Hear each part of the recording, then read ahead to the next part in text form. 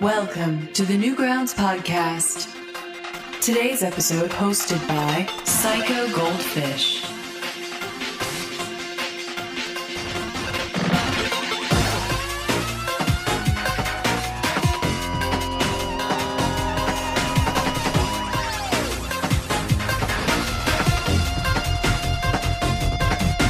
Hey everybody, welcome to the Newgrounds podcast. This is PsychoGoldfish, and we have a big show this week. We are going to be talking about the Flash Forward Jam on Newgrounds.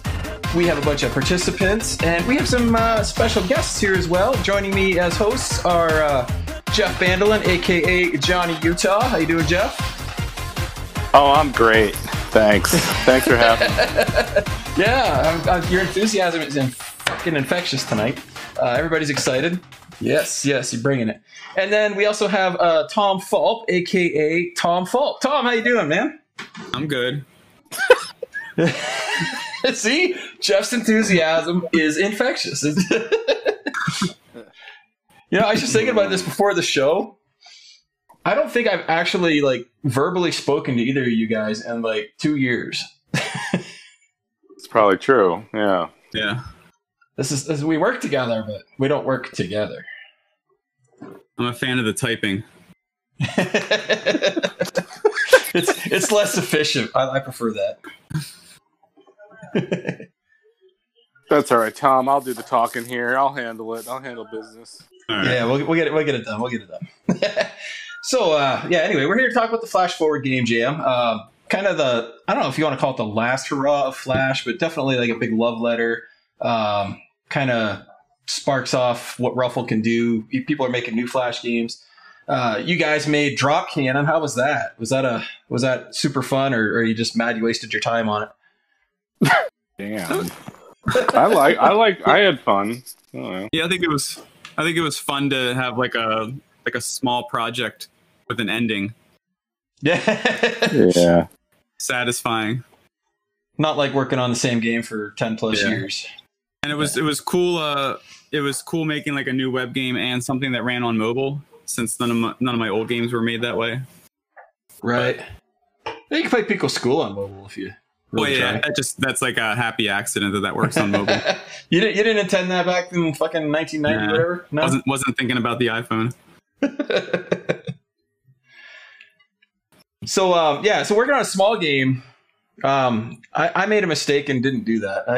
I mean, it's smaller, obviously. It's not fucking Nightmare Cops by any stretch of the imagination.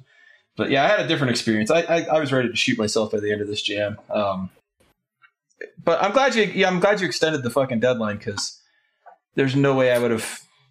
I made a damn level editor. That was my first mistake. It's kind of weird to think if we had ended the jam in January, I don't know if it would have had many entries. We really gained a ton. And it keeps making me wonder, I'm so happy with how it turned out and how many awesome games there were, but then it makes me wonder if even more people had known about it, how many Flash games could exist right now. So it makes me want to do another one. Oh god, I might have to sit down. Well, if I join the next one, I definitely wouldn't do a big game. It'd be like a fucking dress up game or whack-a-mole or something. Yeah, I don't know. I'll do whatever Tom does. I'll do whatever he says, and I'll bring my enthusiasm. Yeah. We'll try to finish Nightmare Cops first. Yes, no more Flash games until Nightmare Cops is done. That's the law. How's that coming along? Is there any teasers for everybody before we get into the Flash Jam shit? It's going well right now. It's ever since wrapping up Drop Cannon, we've been doing well with Nightmare Cops stuff. But no teasers. We'll save those. Yeah, they're cranking away though. Release date's in 3 months, right? Something like that. You know, Josh, just stop trying to make everyone feel bad, Josh. Just go drink or something. Get out of here. So I got plans for that. Don't worry about that. So another fun fact about the Flash Jam is it started when Dungeon Nation, I don't know if it's Dungeon Nation or Dungeon Nation, made a donation for the initial prize money, and it's a good reminder. It's a good reminder. That's how the Pet Jam started too. It was an anonymous user of the site at the start of COVID just donated some money and said, "I just want this to go towards a jam that makes people laugh." So It's those little things end up having big results. Oh no, let's get him on here. Dungeonation, you are live. How are you doing? Dungeonation. Oh, come on. There we go. Okay, there we go. I have push to talk on. There we go. Hello. I'm doing good. That's great. What made you want to kick off a jam where people made Flash games in frickin' 2021? Well, first of all, Ruffle, of course, because I was like, oh my god, this is awesome. But also because I started to see the tweets come in like, oh no, Newgrounds is gonna die in like 2021 or whatever, and I was like, I was like, I wanted, because Ruffle is like already able to do like some old Flash stuff, like ActionScript 2 stuff. So I was like, I remember I took a shower and I was like, I'm just going to do it. I'm just going to throw money at the wall and get this started. Because I'm like, and then like bounce back and forth with Tom. And then it happened. And honestly, I was very, I couldn't have asked for a better outcome. Like there's so much cool stuff to see. Just from I am glad that the deadline was extended too, because those 2 months were perfect. Perfect. Couldn't have asked for a better time frame too. Right. You've worked in Flash a few times before everything died. So I imagine there probably wasn't like too big of a jarring thing going into it, or have you been away from Flash for a while? I've been away from Flash for a little while. I remember I remember it. I was like, I don't even remember how old I was. I was probably like, I was young. I was like 10 or like 12 or something. I was like, my dad got me the Adobe Creative Suite for Christmas. And that was like my first introduction. It was CS3, I remember. And I was like, oh, this is awesome. And then I was like, I fiddled around with it and learned some ActionScript from like a For Dummies book. And that was it. Literally just, I kept sharp with how Flash worked. But yeah, it was like the knowledge on Flash happened to still be in my noggin at the time. It all fell together very nicely. I was like, the ActionScript 2 knowledge came in clutch, which is good. A little bit like riding a bike, huh? A little bit. Tom and Jeff, you guys have been working in ActionScript 2 for a while still, so it's probably not a big jarring thing to do that for you guys, was it? I don't need. Yeah, we're. You answer, Tom. Want me to tell him? Yeah, we're still using Flash every day, so it was just no big change. Yeah, like my experience, I've used Flash mostly for like making art and assets and things like that, but I haven't actually built anything in it in forever. And I can't remember the last time I did an ActionScript 2 game. It was not like riding a bike. I got lost. I kept trying to code in JavaScript or ActionScript 3. I was all over the place, but yeah, it was surreal, and it was like a fling with an old flame, I guess. Is kind of what it felt like. You go back and think, oh yeah, I remember this, but I also remember why we broke up. Do you have a similar experience with that Dungeonation, or were you like, nah, this is fine?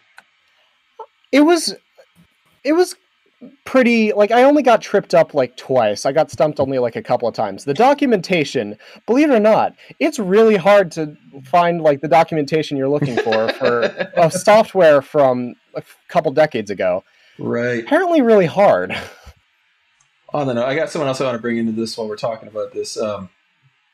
Randy Buizel, Randy, you with us? Randy. Hell yeah, dude. So Brandy, you'd never actually used Flash to build the game before, is that correct? No, I'm not a stupid person. Would you say using Flash made you stupid? Because well, it made me realize why Tom likes it so much. Like, I went to the office one time and I saw him like boot up an Xbox game. Like, he was working on Nightmare Cops. He booted it up from Flash to an Xbox, and I was like, that's wizard magic. And then I actually like played around with it, and I went, no, for sure, it's wizard magic. It's hard. Yeah, that part's definitely wizard magic. Yeah, so we were just talking about like trying to find the documentation and stuff. So somebody who had never worked in Flash before to make a game, how was it trying to learn how to do everything and find what you needed? Like, were you finding that it was easy to find stuff, or were you getting lost? Or Well, most of the time I'd reach out to you, and the answer would usually be like, maybe Tom knows, but more likely that should be working, but it doesn't. And that's especially true because I was working on a rhythm game. My game's a little bit of a parody of Friday Night Funkin'. And so I already knew most of the code base and what I needed to get done because I know how the game actually works. But the problem is, even though it was developed in Haxflixel, which is based on ActionScript 2, there was so much stuff missing between that jump that ActionScript 2 is like I had to relearn how to make it from scratch because a lot of the things that make Friday Night Funkin' work in the first place just are non-existent in AS2 at all. And so it's like mostly like guesstimations and like just a staggering amount of ifs. If frame 34, do this. I'm just like, it kind of works. yeah, you I feel like you kind of overcomplicated, like just from helping you out, you kind of overcomplicated things. But it's weird because I'm looking at it from somebody who uses Flash, and you're looking at it as somebody who, mostly goes like raw code and not a Flash type IDE. I don't know where I'm going with this, but yeah, I mean, I can see why it would be really confusing to wrap your head around it because I'm used to kind of working the newer ways as well, and jumping back it hurt my brain a little bit, but it was still fun. Dungeonation, like when you were looking at documents, did you go down any like fun rabbit holes with like really old sites and just kind of like reliving learning Flash back in the day? Some Stack Overflow and some of like Adobe's old PDFs. Yeah, if I had to. I didn't like looking through those because it's just a wall of text, and I'm like, just tell me what I need. Did you end up on a Flash kit at all? Oh yeah, I didn't, believe it or not. I might have. I don't remember. There's a lot of good old stuff on there. Like FlashKit is a weird one too. Like you search and you get on there and you'll kind of find what you need, but then there's chunks of the site that are missing randomly. I don't know if you guys ran into that at all. You know what? There was a lot of sites. Josh, there was this one site that I found really weirdly helpful. It was actually Newgrounds.com. The amount of forum pages that actually had the answers to my question, astounding. Between that and like this one website called like O'Reilly.com, had a bunch of like library shit. Easily the two most helpful. Flash Newgrounds forums helped me like once, but I just looked it up. I also did stumble upon FlashKit once, only once. Man, FlashKit was the shit back in the day. Like, that's where a lot of us learned. Like, you would find like a whole source engine, grab it, and just basically change some graphics, figure out how it worked. And I don't know how many Pong games people made, but like that was a big one on there. That was one of my first ones. But yeah, that site was so helpful back in the day. But going back to it was surreal. Tom, how many old sites did you have to look at to work on your game? You know, it's funny because I do think there was one thing I had to look up, but I can't remember what it was. Oh. But yeah, for the most part, I didn't though.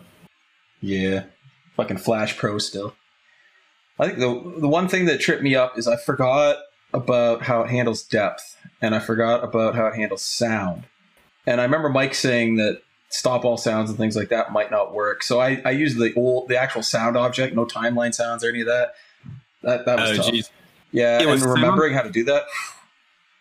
With sounds in Flash, you have to, if you want to be able to control a sound independent of other sounds, you basically have to have a dedicated movie clip that contains the sound. Yeah, it would have been great to know. Yeah. And I didn't know that until Brandy asked for help on that. Brandy asked for help on that. I had no idea, and he looked it up.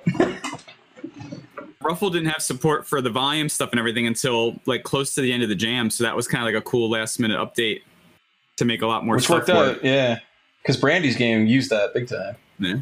Another one is the depth in Flash. So if you set two things to the same depth value, it will erase one of them.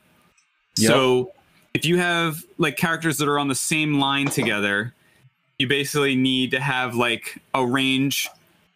Like every character on that line has to be able to have a depth within a range of however many characters might end up on that line. So like if 100 characters can up on that line and they need depths of like 101, 102, 103, and then that's just for like 1 pixel, and then eventually you hit a limit where Flash has like a depth limit, and it sucks. Run into that a lot, do you? Yeah, I do sometimes. Ugh. I didn't know about the stop all sounds thing, like just barely getting into Ruffle before the end of the jam, because my game used that extensively. So let's talk about your game a little bit. You did Randy Loves Science. He loves it and he learns it and he teaches it. Yes, and he teaches it. Yes. That was like it was a neat concept though. Like you did like it's like an old Windows 3.1 fucking like edgy game, Macromedia Director game. Yeah, the vibe was like it is so nostalgic for me. Like, what were you basing that on? Anything in particular? I'd always wanted to make a game in that style where you were like immersed in an old operating system, or even like a game from that era. Like I picked Macromedia Director because it was easy to emulate in Flash, and Windows was easy to emulate just from looking at screenshots and like messing around with them. But I just liked games from that era because they were like, the frame rate was weird, they moved things, tweened around weird, and they and the button sounds and the buttons, just the things you can make in Director, even though I didn't like grow up on Macromedia Director. But games like Total Distortion were an influence on it because that was also made in Macromedia Director. And I think I sampled a couple of sounds from Total Distortion. I think I said that. I made a dev commentary. I said that that I sampled a few sounds from Total Distortion because Total Distortion is awesome. Enough gushing about that, though.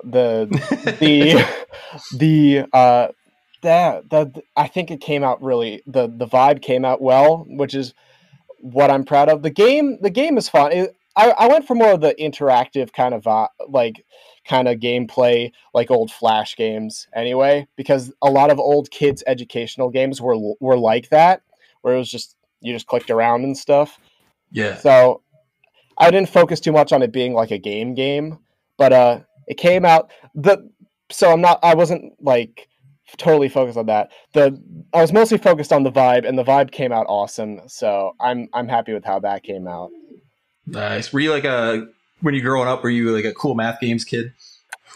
I was not a cool math games kid. I was a Newgrounds kid. I policed myself as a 6-year-old. I only picked like E for Everyone submissions, just watching old Mario Flash, It's Freaking Mario, and the Mario Game Over, I forget what it's called. Stuff like that, the thwomps. Just self-policing myself. So Newgrounds babysat me at the computer when I was 6. So that's kind of cool anecdote to my life. That's a good parenting tip. I mean, I don't know about Tom, but like my kids are just sitting in front of Newgrounds all day. That's from the crib. Yeah, I've managed to keep them away. What do you think your kids are gonna be like when they find out what's all on the site that you own? Because they know that a lot of stuff comes from it, and they know that there's like stuff on there that they shouldn't see yet. But there's weird stuff that happens, like like Among Us has like ties into Newgrounds, and like everyone's into Among Us right now. Yeah. And then like my one son's playing Binding of Isaac, and that has ties with Edmund. And then he was watching a Friday Night Funkin' video on YouTube, and then in the intro it had the picture of me with the turtleneck on my IMDb photo. Shit. So it's like there's all these weird things that keep like leaking into the larger video game stuff. Jeff, how do your kids like Newgrounds? In another universe, they love it, I guess. I just imagine Jeff raising children on Newgrounds. That's... My kids went in the dumpster outside. Sorry. Oh shit! All right, we got some other people in the group here. I'm going to bring in. Thanks for chatting with us, Dungeon Nation and Brandy. No problem. We might bring you back on a bit later. We'll see how this goes. Standing by. Stand by. All right. Whoever's editing this can cut out all this dead air later. Like we got to manually unmute individual people. I'm going to bring on a slightly bigger group this time because we got a bunch of like veterans. I'm going to bring on Butspo, D-Sun, Kupo Games, and Pesto Force. How you doing, Buttsville? Hey. Hello. Hello. I'm really excited. So, you got one of the most popular games in the jam so far. Really fun interactive movie. I really enjoyed it. Have you been working on Interactive Flash a lot recently, or was that kind of a jump back for you too? It's a curious story because I have been using Flash for animation for like as long as I've been making stuff to load on Newgrounds. Right. But interactive stuff in particular, I've barely done anything. I remember trying to make the basic dress up games or just copying a tutorial game and doing it, but I didn't find that kind of thing like Newgrounds worthy, as some call it. So I stepped back from making games in Flash and actually made a lot of games in Construct. So this is actually the most elaborated game in Flash I've made, to say it in some way. Nah, you were just saving it for this jam. That's all it was, right? Yeah. Yeah. D-Sun, how are you doing? It's good to have you on the show from down under. It's pretty early in the morning there for you, I imagine.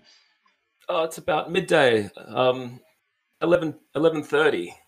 Oh, okay. Yeah, but thanks for having me on. I've always listened to the podcast. I'm Another sorry. Crickets and no, it's a fantastic podcast. And Grounds Patrol as well.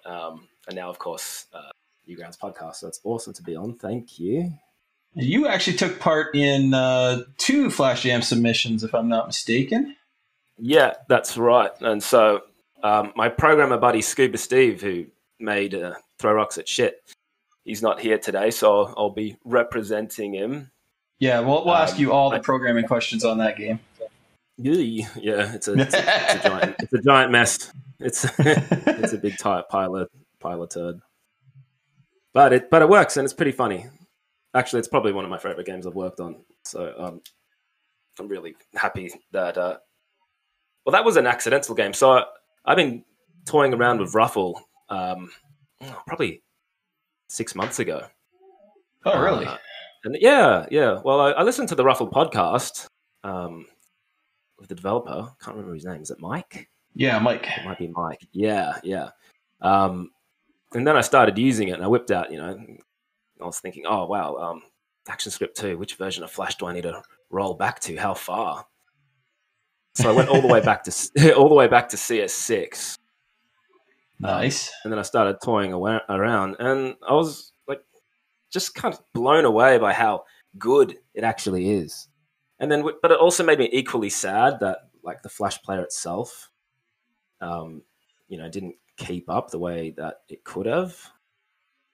Right. Yeah, And they it's just so kind fast of it's dropped so the ball. fast at rendering graphics. Oh, they dropped the ball. They kicked it down the hill. They it's not good. But Yeah. it's so powerful, Ruffle. So I knew I wanted to make something. And so I guess I had a little bit of practice with ActionScript 2. I mean, I used to do a lot of ActionScript 2 stuff, but it's been quite a long time. But I did get to practice with it 6 months ago. Yeah, your other game based on Armed with Wings. Did you get to reuse any of your old Flash code for that, or did you build that from the ground up then? I built that from the ground up. Oh, nice. I mean, it would have been too difficult to get all that ActionScript free class-based stuff and then try and retrofit it in. Yeah. And the good thing about Flash is that you can just start from the beginning. It doesn't take long before you've got things moving around and working. Nope. Pretty simple to get started, challenging to get finished. That's what I find. Yeah, because things get messy quickly. And then, you're clicking around this huge project in and out of different movie clips and, libraries and scenes. And where did I put the code? Is it on the clip? Is it in a frame? Is it in a nested? Yeah, it can be wild. Yeah. It's definitely cool though to see you come back and do like 2 submissions. Like I've always been a fan of your work and just thank you. Seeing So you guys excited. come back. I wanted to do something for December, but life's busy, and so I thought I'm probably not going to have time, and it's kind of sad. But then when I saw the jam was announced, I had to jump on it. I thought, this is it. This is the opportunity to make something. Yep. And so I started working on Ashbelt, and then my friend Steve, the Rock's a shit program. He was like, "Oh, let's redo Zombie Mayhem," a 2008 Flash game that we made together. And I thought, well, I'm already working on something. You do it. And he's like, "All right." So he started. He started programming it, and I thought, "Oh, I'm gonna have to do the art." He doesn't know any artists, so I'm gonna have to do the art. I thought, shit, we've got the deadline's the end of January. We're finished. That's it. Nothing. We're not going to be able to get anything done. And then, of course, we're having a stressed cigarette outside. I'm just trying to think what to do, and I'm looking at Newgrounds and deadline had been extended to February. And I'm like, what? Did I read this properly? Yeah, I know. Everybody was so happy February the whole happened. time. So happy. So happy. I think the only person who might not have been super happy that happened, I mean, I don't think he cared, but Pesto Force, Nick, how you doing, buddy? Good. What's up, guys? So you had your game done well before the original deadline, unlike everybody else. Yeah, I can stick to a deadline, unlike other people I know. Anyway, yeah, I didn't. I just wanted to see a good turnout, so I was fine with extending the deadline, and it gave my game a chance to soak in and get some front page action on its own. And that was a neat little text adventure too, with a couple little twists in there. I like how you actually built a keyboard too, so mobile players could play it. Yeah, I thought, like Tom was saying earlier, to try to take advantage of the mobile platform with the Flash game was like, giving a big middle finger to Steve Jobs, and hearing that it runs on iOS and that Flash is actually on iOS is like so cool. But yeah, my game, like, I think it may have been a disappointment to a lot of people because most of it's very not in my typical game style. But I wanted to do something experimental with it. I really liked how it had like a whole secret side of it that you could discover and explore. Yeah, that was. I don't know how many people actually discovered that, because the barrier to entry to actually find that out was like very well hidden behind maybe a too obscure puzzle in there. But I was hoping it was going to be like Frog Fractions or these games that on the surface appear to be one thing but are actually way different behind the scenes. And I don't know if people actually, if very many people actually got into it and discovered the text adventure creation engine that's kind of surfaced once you beat the game. Well, now that it's out there, I think we expect everybody to do that. Yeah, all of y'all. We got a big audience. Every one of you, get in there and find it. And I also thought I was going to be the only one that had like a user created submission system as part of the thing, and then Goldfish had to come out with his. That system is so janky though. Like, did you want to like just delete it like as many times as I did? I didn't actually use the Newgrounds API for it. I set up my own server. Oh, okay. Yeah, I used the old Flash API one. And I didn't want to mess with it. It was not fun to get working. And I was kind of curious, like, what was possible with Ruffle to do there, as far as interactions with an external database, and it's actually worked great. That was a pleasant surprise to discover that Ruffle could do that, no problem. Right. So when you were working on it, you've been doing mostly like game maker stuff recently, correct? Yeah, I've been working on an update, a new version of Castle Crashing the Beard, HD remastered with Lewis and Pyragmus. Pyragmus is doing the music and Lewis is doing the art. And we used Castle Crashing the Beard because it's kind of small in scope as a way to feel out Game Maker. And of course, as with most projects, it's just kind of ballooned in scope. And so it's ended up taking a lot longer than we originally intended. For a game, just a remake, huh?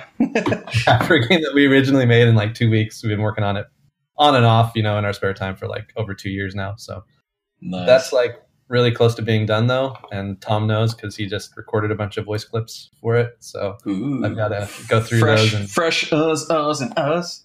Yeah. He really nailed saying, "Ouch, my beard."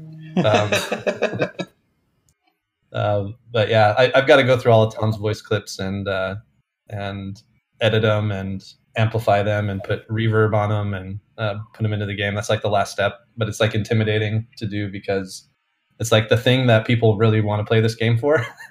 Right.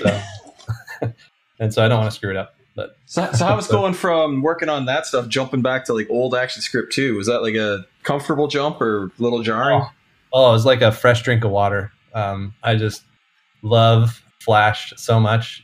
If I could, for the rest of my life, just make stuff in Flash, I would. It's just so easy to just, take animations and time stuff perfectly to those animations, like doing even sound effects in GameMaker, like having to do it based on frame counts and things like that to get the sounds to play at the right time. And yeah, that's one thing I did love working on my game too. Like you can put code on keyframes and things happen when you want them to happen, and you can slide it up and down. Like you don't have to mess with too much. Yeah, like GameMaker, I have to wait for it to recompile especially with the sounds, like recompile and test and play through it, and all the sounds are in the wrong place, so they're off by like 3 frames, and you're like, oh, maybe I'll just leave it, but no, then it'll bother me, and so it's just a struggle. And yeah, really, just going back to Flash, I mean, it felt so right. I guess because I grew up on Flash, but yeah, I miss it. And honestly, I want to do more stuff in Flash now because of Ruffle. Like I want to be able to scratch that, make a game in a couple weeks itch and get it out there and for people to play and test ideas on that rapid prototyping kind of vibe. Yeah, it's a nice thing that's able to stay alive, I guess. But you made a pretty good segue. The people that like to work on Flash forever, and we have one of those people here, Matt, Kupo Games. How you doing? Hi, how's it going? It's going good. You did a Flash Jam game, very polished, I gotta say. It was really fun. Yeah, that's the thing. I kind of regret spending so much time polishing it instead of adding more exciting new features, because there's a lot of stuff missing from that game, like different weapons and stuff that I would have liked to add, but instead I spent my time making sure all the levels were of a reasonable difficulty and stuff like that. And I also spent a lot of time kind of making the interface look nice, because that was really easy to do in Ruffle. I kind of liked how well bitmaps performed when they were tweened around the screen and everything. So I spent a lot of time just making the interface really animated, when a lot of people probably don't care about that too much, but I thought it was fun. Yeah, little details. I mean, a lot of people might not know exactly what they are, but you can feel the difference. You really can. That's the power of Flash, is menus, right? Yeah, it really is. I mean, how many AAA games used it to make their freaking UI and stuff? Like, for sure. One of those things. I just wanted to say real quick, I'm a huge Butsbo fan, D-Sun fan, Kupo Games fan. I'm honored to be with you guys. That's so cool. Likewise, I feel exactly the same. Yeah, you guys it's an awesome group for sure. I'm glad all of you guys were able to be in this jam. Like, just seeing so many people who've been doing Flash for so long come back and just show that love that they have for it. That's what I wanted to do too. I'll talk more about my game later. I got Bill Primo here. We're going to talk about what we went through, but just talk about a little bit. I don't know who wants to go first, but just talk about like how much Flash meant to where you are today, and just how being able to come back to it again. Like how does that feel? Maybe start with Butsbo. I guess you've been sitting quiet for a while. Sure.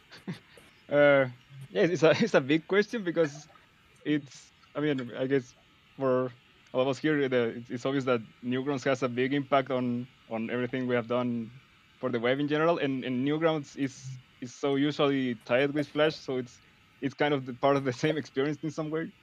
And yeah, to me it's really important, because it's when I first started watching, I don't know, Pride animations in whatever side, and I eventually realized that was just made by a kid with Flash. That just opens the gate to everything else, and of course you find other things, original animations, games. So it's part of what I guess it sparked me to start working in digital animation, digital art in general. So I think it's how important, I guess, yeah, it's actually huge, I guess. It's, along with Newgrounds, is part of what pushed me in the direction of making animation in general. Right. D-Sun, you got more to the game side of it. How did Flash push you into that, and like how do you think it like elevated where you are today? Oh, it's kind of everything. I mean, I'm using it right now. I'm just like punching away drawings into Flash. I haven't stopped using it since 2004. So, I mean, I don't know really what else to say, but like, I don't know who I would be if it wasn't for Newgrounds and Flash animation. I'd be some kind of, I don't know, sketchbook. Not even, I don't know. Customer service manager. But yeah, no, I don't know. I probably would have. I mean, I always wanted to get into animation, and then that later sort of turned into game development. So now I kind of hold, 1 foot in each of those ponds. Right now, I'm working on a kids cartoon in Australia. That's my first studio job as an animator. And then prior to that, I've done basically like Flash game development for over 10 years at least. Yeah,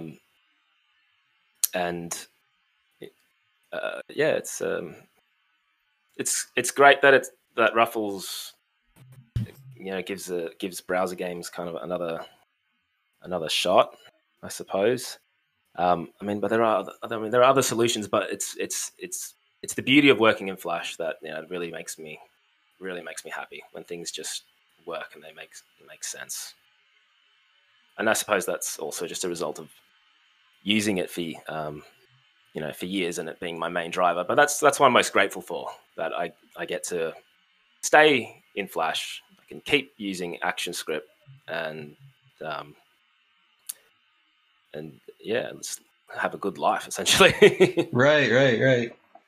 Yeah, Matt, we've talked about this last time you were on the show extensively, but like in particular, like you're one of those guys that you refuse to give up on Flash. So like, what do you think? Like, what does Ruffle mean to you? Just being able to just keep going and carry forward. Yeah, right. So I started using Flash when I was like 14, so that was like 17 years ago now, and I've never really had a serious try at any other game engine because I haven't felt the need to. Like the way Flash handles animations and like the other people said earlier, like syncing them with sound effects, I thought that was really important, and I think moving that to any new engine would be really difficult.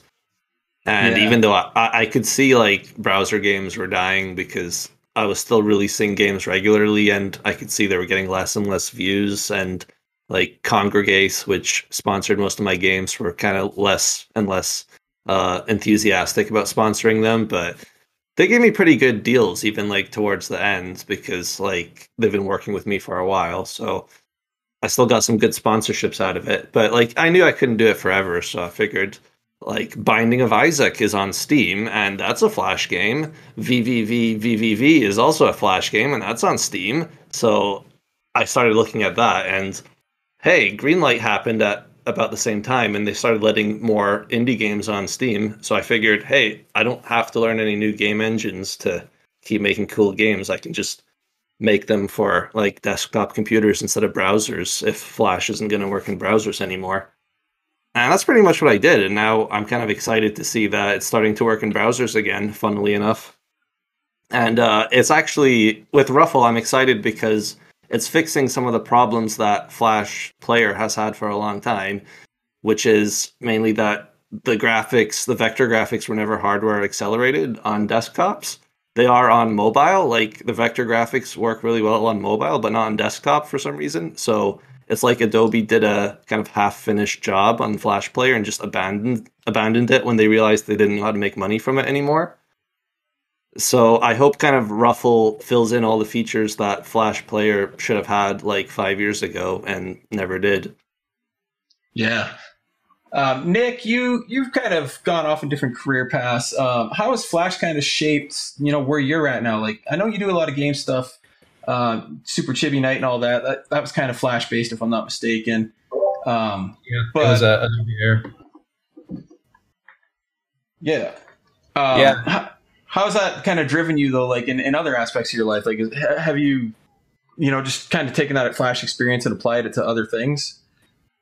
For me, I always growing up considered myself an artist. Like I still do a lot of art nowadays, but it actually started like with a Flash-like program in high school called HyperCard, which was on the Mac. It was like Flash. You had different cards that represented frames, and you could do simple scripting on it. You could tell it to go to and play or go to and stop different cards in this stack of cards. And I started out doing animations there, and then I had a friend who was in a computer science class that was making a game with HyperCard, and I like stayed after school and learned to make like a point and click adventure using HyperCard. And then when Flash came around, it was like the next level of HyperCard, where I just had like a wild west open frontier of possibility.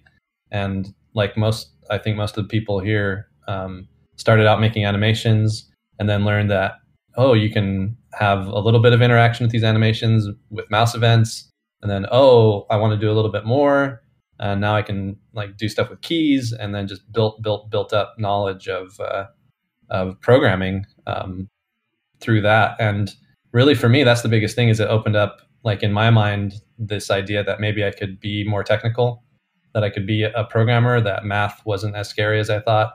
Math actually started making sense. So it helped me transition from being more art only oriented to being open to programming stuff, and, just continuing to push myself and set the bar higher and higher and higher with each project until it was like, hey man, I can do, the same stuff that guys that have jobs that are making websites and, doing that kind of thing. I can do the same things now because I learned how to do this in an ECMAScript-like language called ActionScript 2. And, and yeah, it's just built up, piece by piece, line by line. I now have a career as a software engineer. I'm working out in the Bay Area for a tech company, and it got me into PHP just so that I could interact with my Flash files and a server. It got me into all kinds of different stuff, and a big part of it also that I think goes hand in hand with Flash, like the Flash scene in general, was just the community of people. I know I've had projects where Goldfish has helped me, where Mike has saved my bacon, just various stuff for like real world things where I didn't know how to do it. Show them my code. They're like, oh yeah, you idiot, you misspelled something or whatever. And help me figure stuff out. And so it's given me like a career, now. My interest in doing creative stuff has built up knowledge, and Flash was the vehicle that was kind of the passageway through to having that career. Yeah. I kind of want to talk about that myself a little bit, but before we get into that, Tom, what do you think like the future for Ruffle is going to be beyond just preserving what's on the website? Like, do you see that kind of taking over? Like, you guys use a compiler now for Nightmare Cop, same thing you used for Alien Hominid, Castle Crashers. You could put Flash on the consoles. Do you see Ruffle kind of filling that space and maybe opening that up to other people? I think that would be really cool to see. And with Ruffle being open source, like anyone could come aboard and start doing that and just making it work on different platforms. So that's like an exciting potential. I'm also excited for how it can evolve Flash with things like gamepad support or touchscreen control overlays on mobile, or even putting like controls underneath the Flash on mobile if you're playing vertically. So that's stuff it's further down the road, but as everything else gets done, it's more likely that people will tackle projects like those. So it's not just gonna, take Flash and make it work like it did. It's gonna like fill in some missing features that it never had and give it a future then, basically. Yeah. And then it'll be interesting to see. I think there's always going to be Flash hobbyists who make, still make games, but it'll be interesting to see if there are like newcomers. Like Mike always sends me these demo scene videos of people making things on old Amigas and Commodore 64s. So it makes you realize that, 30 years from now, there's still going to be people that just make Flash for fun. It'll just be a question of like how many. Yeah, it might be a niche thing, but I mean, if it works, it works. Why not? Yeah, I you got any gotta, questions? I gotta mention that those are the features I'm really excited about personally, because I don't know if browser gaming will become popular again or not, but I know gaming on mobile phones and on Steam is really popular right now. So if Flash becomes a viable technology to use there, that would be really exciting. Yeah, definitely. That's kind of what I'm looking at too. Is like I don't know if I'll ever go back to Flash myself, but I mean, it's a cool way for people if that's the only way they've developed, or if that's what they're comfortable developing in. If it gives them another tool, I'm all for it. I You got just any find it questions for really these fun guys, to Tom? work in Flash. It is fun. It's so much fun. And dicking around with hacks, which is kind of like Flash's sister, I suppose. That's a lot of fun as well. But I feel like I'd be right there if I could see Flash coming back in a way. Like, I mean, Ruffle, theoretically you could compile your game in Ruffle and then put it on Steam, and then you have the full power of the desktop using Flash, which is amazing. Mm-hmm. I know Mike has talked about at some point wanting to make like a Flash-like tool. I wonder if he'd make one that's powered by Ruffle, or if he'd just start over. Just kind of a similar experience, but I can imagine somebody making tools just to make new games in Ruffle. That'd be insane. It would be cool to have a free open source program that's like Flash. Like the big thing about Flash that no other platform really matches is the fact that the artist and the programmer are in the same space together. And I feel like you just lose that everywhere else when they're You do lose it. The Unity animator is it's powerful, but it's really annoying to work in. You just lose so much. Using other programs like Spine to create your animations, it's all very cool. But there's every time I come back to Flash and just having your timeline there, having your code there, it's so fast. Really, really powerful. Yeah. I think it is more for. I have to agree there, because another cool thing is that it's super flexible. Everything, you have a button and you link it with when it appears on the timeline. I'm talking about my submission, which is super simple, but still I used a lot of the super simple features of Flash, just adding a button, and everything was super linked with the art, so it was extremely easy to put together. And the other thing that's also cool in Flash is that I don't know if we all agree on this, but editing sounds just adding a sound in the timeline and controlling it through the code, feels super intuitive, and you're just putting everything together in just one place. So it's really organic when you just have just this software to make everything. I would also add that something that Flash adds is like more ways to skin a cat. So like if it makes sense for you to have an animation where your hitbox is animated on the timeline over certain frames, like then you can do that. You can just animate the hitbox moving you don't have to do it programmatically. And the ability to kind of approach problems from different angles because of the integration of the visual and the code environment lets you solve problems in new ways or different ways, or ways that make more sense to you and make it easier to maintain your project or whatever. Yeah, like Robot Rumble, I used I made like what I called magic movie clips. And so inside, you have your sprite and you have every state. So like when he would attack, I basically just had a box that I would draw where I wanted the fist to cause damage, right? Yep. And then I also had like it was like a little foot with an arrow, and I could rotate it, I could stretch it, and that would make him slide or jump or whatever. Like there was no programming other than to initially make those work. And then in every attack I put in that game, all I had to do was like change these boxes, aim this arrow, whatever, and suddenly I'm programming all these moves just with this visual stuff.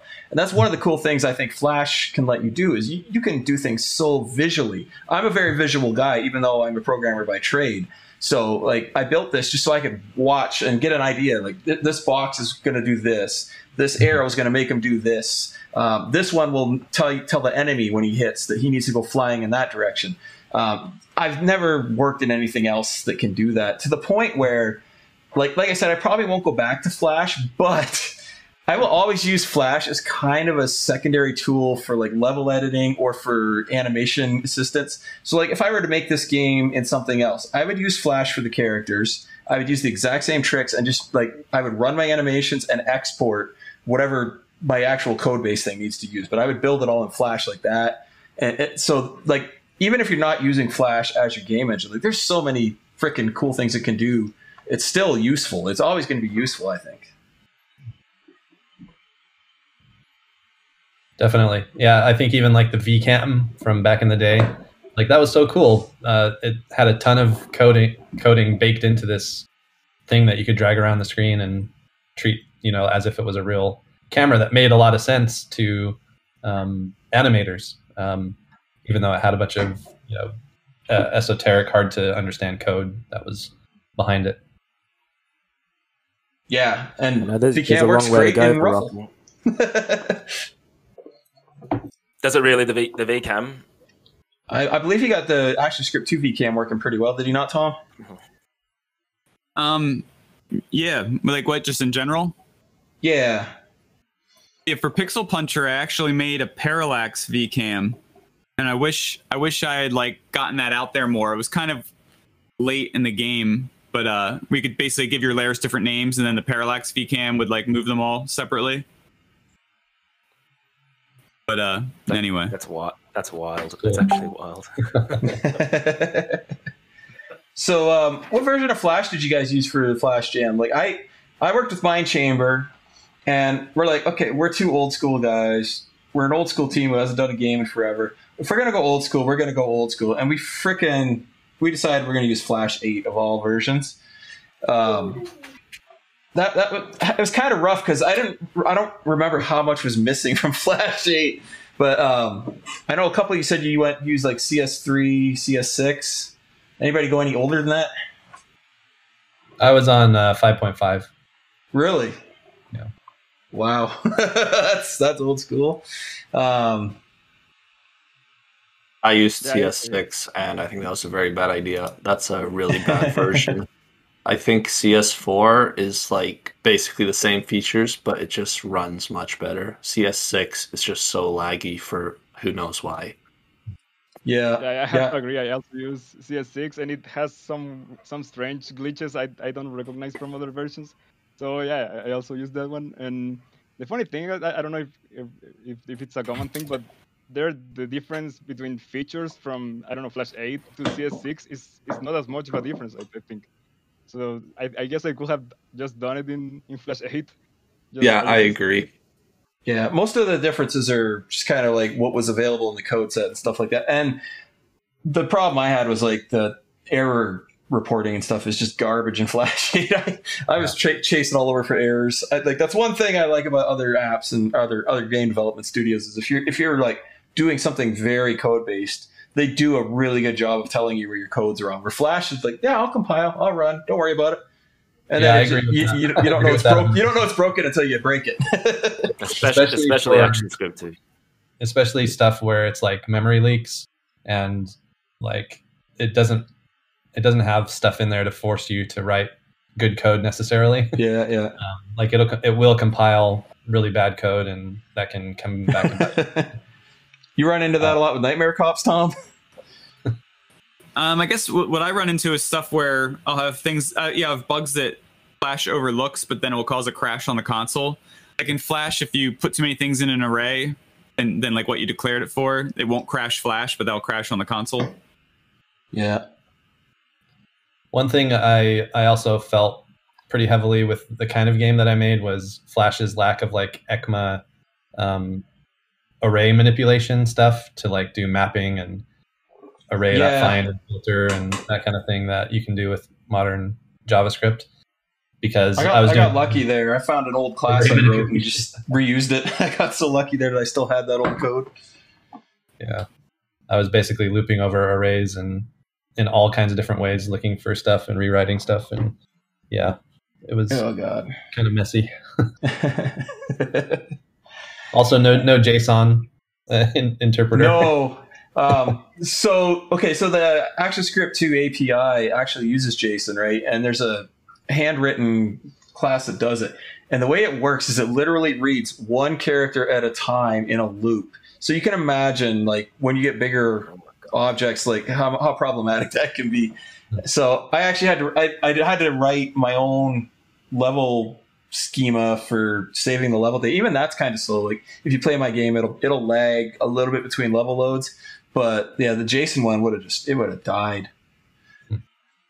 I'm gonna bring Bill Primo on while I'm talking about my game because this dude saved my ass so good. I had to bring him on with us here. Welcome to the show, Bill. Hey. So, long story short, my game was pretty ambitious to begin with, and there's a lot of animation in my game, a lot of backgrounds and stuff that need to be done. We started in the first month, Mind Chamber and I, just kind of fleshing out what the game's going to be, and the game jam got extended. So we're like, okay, cool, we got all the time in the world, and we started adding, like, we're going to add this combo, we're going to add this combo, and all that, and shortly after we started working on it seriously, the East Coast just got nailed. Like, Tom, how much snow did you guys get the end of last month? Yeah, we got a lot of snow. We still have some melting here, even though it's been like in the 60s this week. God, how long did it take you to get the office dug at?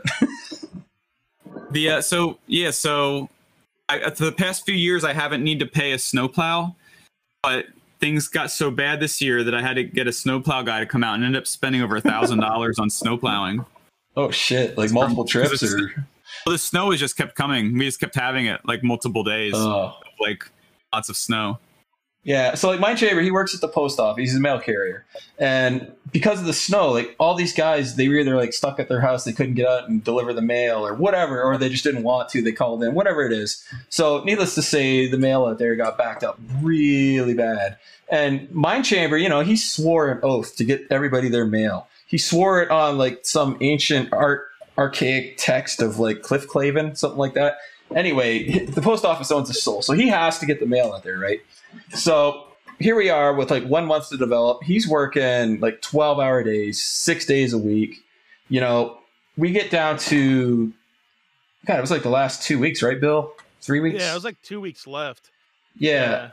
We had, I had a lot of the programming stuff done. Mind Chamber sent me the animation he had. He literally had like the blue scribbly roughs that he does for most of the enemies. And the player sprite, he had most of those done. He had maybe 4 completed animations out of the whole game. 4. No, we didn't have any redone level art. We didn't have any backgrounds. And Bill volunteered to help out. So Bill jumped on. He was originally just going to help out with the backgrounds, which came out so good, by the way. Freaking last 2 weeks, though, we're working on all this stuff, and we see how much animation there was. To the point where he started working on some animations while doing the backgrounds. I started doing the animations. I had to drop the programming to do animation. I'm not a big animator, by the way, but I helped it. We had Bullboy on Newgrounds. He was in the Discord that we were working on. He helped do a couple. Freaking Bitbeak popped in. I didn't even know Bitbeak. I maybe played Among Us with him once or twice on my server. Really never talked to the guy much. He's like, oh, I'll help out. He bangs out like 3 animations for it. Funny story there I'll get into in a minute. But yeah, we all just came together at the last minute. This random group of people. And Bill pumped out so much art. Like all those backgrounds in our game. I don't know if anybody's played it enough to get to the top where the clock tower is and everything, but like the game's there's too so hard much detail. To play, so like no one actually saw them, but yeah. We did make it easier, by the way. If you played it and if you found it really hard, you can play it again. It's a lot easier. But yeah, he banged out like cartoon quality backgrounds, like anime quality backgrounds. Banged out all these animations that we needed done. So between everybody we spent probably a solid 3 days straight, late nights, mostly just working on animation to get it done at the last minute. The game launched pretty rough because we didn't have a lot of time. We didn't have any time for play testing. Yeah, none of like the subtle like design stuff you want like an experience to have. It's like no, there's none of that. It's kind of like going. Yeah, it was a nightmare experience at the end there. Like it felt like a real game crunch, but it did feel like a real game jam. Like I've done game jams before. Yeah. This is the first one where I've pulled all-nighters and crunched. I think the last time I maybe pulled an all-nighter on a game was when Tom and I did P-Man for the Ben Spurgeon collab, and that was like one day of like late night, and that wasn't even good art. That was just it was just getting it done. But yeah, it was a rough experience. I'm glad we did it though, because like Bill and I are now life partners. So had like a good awful quiet there, Bill. like that in a long time. Hello, can you hear me? Yeah, I just waiting for the yes, we're life partners acknowledgement. Okay. Yeah, we are life partners now. Yeah. I have a question for you guys. Have you seen the new trailer for the Ninja Turtles game? Oh my god! Oh, I did. I want to hear what I actually did. Jeff has to say about it. Jeff, what do you think?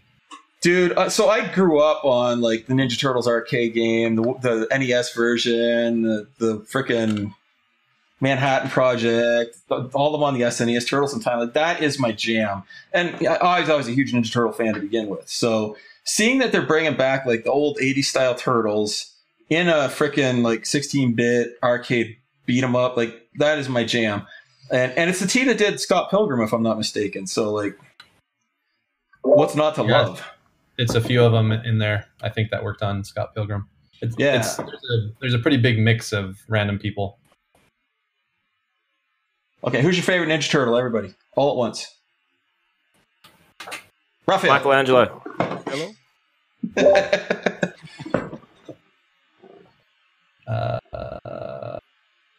April O'Neil. There you go. Best turtle. Hands down. Best turtle. In the video games, I'd play as Donatello because I felt like his bow staff had longer range, right? Yeah. Like the most broken one. Yeah, Raphael seemed useless because of the little tiny staff, but Donatello was like, yeah, but I don't think it made much difference. I think the hitboxes were pretty much the same. Donatello runs slow in the current game, judging from their trailer. Yeah, it looks like they changed. Like everyone seems unique. They all have their own run cycles now. They all have their own movesets, so it's going to be interesting. Michelangelo's super fast and Donatello's super slow. Interesting. Well, yeah. Anyway, back to my story. I was telling. It's just a weird story to throw in here before I forget. Like I mentioned, Bitbeat jumped on right to help us with our game. We worked on it for that couple of weeks, and shortly after, we were just kind of talking in this Discord channel, and we were saying things that kind of gave hints, but like, you know, it was like, oh, it's really nice out today, but it's gonna be cold, whatever. And he's like, yeah, it's the exact same here. A fucking fighter jet flew over my house. I go, did you guys hear that on my microphone? And he's like, I heard it. And I go, what? Well, yeah, I'm near West Denver. We have them all the time. Dude, I'm in Lakewood. It turns out we live 5 minutes away from each other. So like this game jam brought like two people who never would have met that actually live within 5 minutes in real life. So yeah, once things lighten up with COVID, I think we're gonna be getting a beer. So that's a fun story. He's your real new life partner. I mean, to be honest. I don't know, Bill. I don't know if he's life partner. A lot closer. We're kind of long distance. I don't know. Yeah, that's what makes it work, Bill. Distance makes the heart grow fonder. Yeah. That's true. Can I ask a question real fast? You can, Xinxinix. Special guest Xinxinix, everybody. Today's episode hosted by PsychoGoldfish and Xinxinix. Yeehaw. Oh, hold your applause in chat. Oh shit. Will you guys ever be using Flash again? Yes. Yeah. 100%. I don't know if I'll make a game in Flash again, but I will always use it. Because I remember, Josh, when you first started working at Robot Rumble, you're like, I fucking hate this. There's a reason I don't use this. Yes, exactly. Like I said, I don't think I will code a game in Flash again. I will stick to that. I don't think I will, and I definitely won't go back to Flash 8. When we were doing updates on the game, I actually brought it forward into CS5 because that's one of my favorite versions. So, but yeah, I'm never going to make a straight up big game. I might make like a point and click or something someday, but I'm never going to make a ambitious game in Flash again. Well, you know Afro Ninja, so you guys could collab on a point and click. That would be wild. That would be actually crazy. And I don't know that he needs a collaborator. So like I don't know anything about programming Flash. I might have fucked around with it when I was like 12 years old. But is that the general consensus? Is that CS5 is the Flash to use? Like, is that because Flash 8 is just how do you put it? Is just not the program to use? Like, it's too difficult. Well, Flash 8, it's just older. Yeah, I mean, CS3 was my favorite. For some reason, I can't get it to work anymore, so I jumped up to CS5. But like 8's just slightly missing a few things here and there. Like, it's not terrible. Like, if that's the only version you got, go for it. But yeah, I really loved CS3. That was my favorite version of all time. It like, I think mostly because of Flash Player 9. That's when like all the bitmap filters and things like that came out. Not that Ruffle supports that yet, but like back in the day, like that was a game changer. You could do like palette shifts and things like that. One of the big stuff in like 5 or 5.5 was being able to edit multiple frames at the same time. Like you could drag a window. That's handy. That made my life so much easier. I didn't have a problem with CS6. That's the one I used, the latest version that supported AS2. Couple little IDE glitches here and there, but for the most part, it seems okay. So is that where you'd recommend someone starting if they're like, hey, you know what? Newgrounds made a bunch of Flash games. I want to try making one. So they should start with CS6 or CS3, or there's so many different versions. I use 5.5 Yeah, Tom uses 5.5, so that's the endorsement right there. I guess from CS3 to CS6, I think you standpoint, can't go wrong. I think CS3, a lot of animators swear by that one.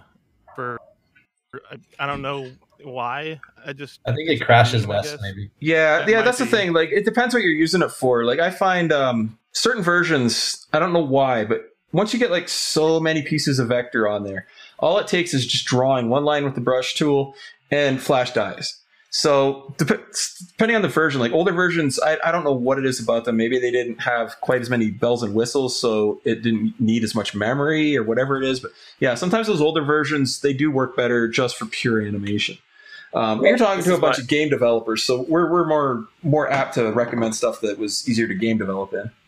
Every version of Flash has its own like problems and bugs, and you just have to pick your poison. Pick whichever version you're used to, whichever one has the problems that are the least like annoying for you personally.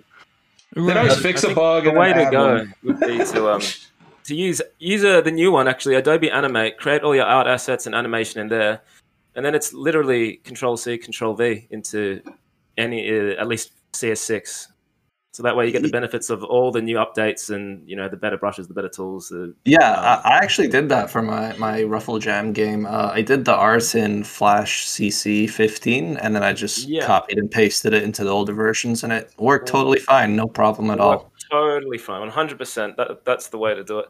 Because animating in the old ones is actually, you know, they don't have keyboard shortcuts for skipping to the next keyframe, I don't think, at least. Yeah, there's a bunch of features you don't realize you need until you're missing them, like distribute symbols to frames and stuff like that. Exactly.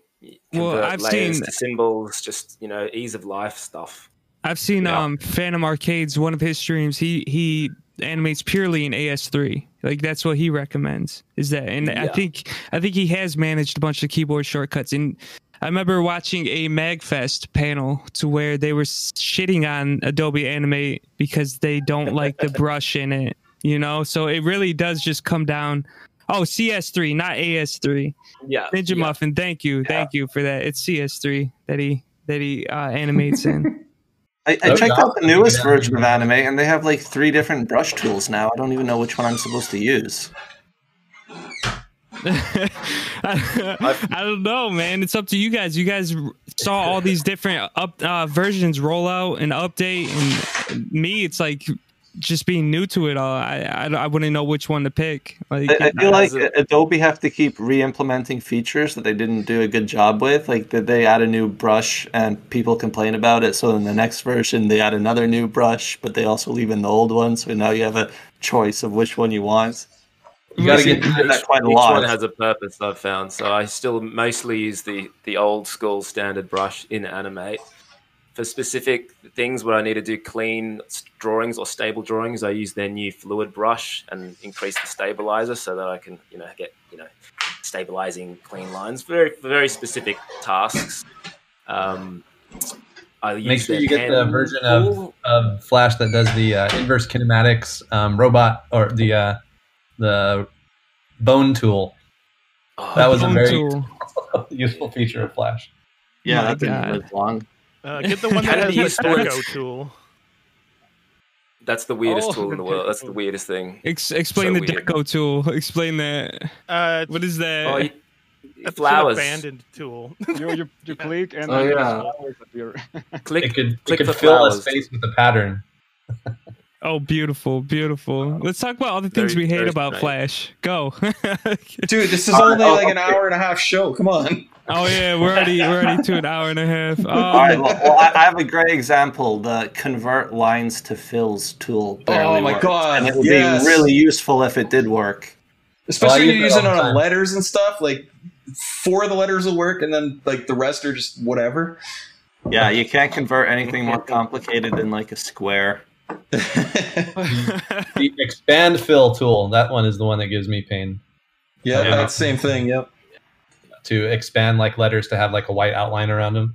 That thing goes crazy all the time. What you do is you bake it all. You export it as a PNG. You bring it into Photoshop. Yeah. Well, CS 5.5 you can export as an FXG file into Adobe Illustrator, and then you can edit it in there. That's FXG, really huh? nice. I've been doing SVG and then I bring it into Illustrator. They took out the FXG stuff, but I still use it because I have an old version of Illustrator as well. But that was like the portable document format for a while for Flash. I see. Seems like that's a thing. Like if you use Adobe at all, just like make sure you hold on to your old versions. Yeah, because you're gonna need them. I'm so upset that I'm giving them money. Yeah, Makes same. me really upset. Like Yeah, don't the pay for version I actually use, the version I use right now for my new AS3 games, I can't actually get that legally. So even though I'm paying for the latest version, I have to pirate the version I actually want. Yeah, that sucks. Yeah, that Someone sucks. needs to pay for this. Someone needs to pay with their blood. Someone needs to pay. I don't know who it is, but someone needs to. Have you guys we already killed Steve Jobs. Wasn't that enough? Have you tried sending Yeah, Adobe a message on Twitter or something? You can always send Adobe a message on Twitter. The funny thing is, I did complain about something Adobe did once, and it went viral, and I actually got a response from them after like my tweet got 8,000 likes. So that's the only way you can contact them. What'd you say to them? Oh, I said that I could no longer access the software I was paying for after their terms of service changed, and then Adobe programmer contacted me to ask me what features from the old versions of Flash do you need that you don't have in the newest version, and I kind of explained my problem to him, and he gave me this weird workaround for it, and got it working. Oh my! So they're not gonna fix it. They're just gonna give you like a different way to work around it. And yeah. The problem was that you couldn't bundle the web Flash player with Adobe Air apps anymore. So he told me how to hack it so I could do that. we might have to talk to you about that. Get our Newgrounds player working. He's like, for sure. He's like, you got to pirate this, okay? You got to. I'm not gonna expect you to pay for it. He just starts telling you how to do whatever that is. When you pirate. You got to replace some like placeholder files in the Air folder, and then it's fine. Beautiful. There was no way I would have gotten a response if my tweets didn't go viral. Did you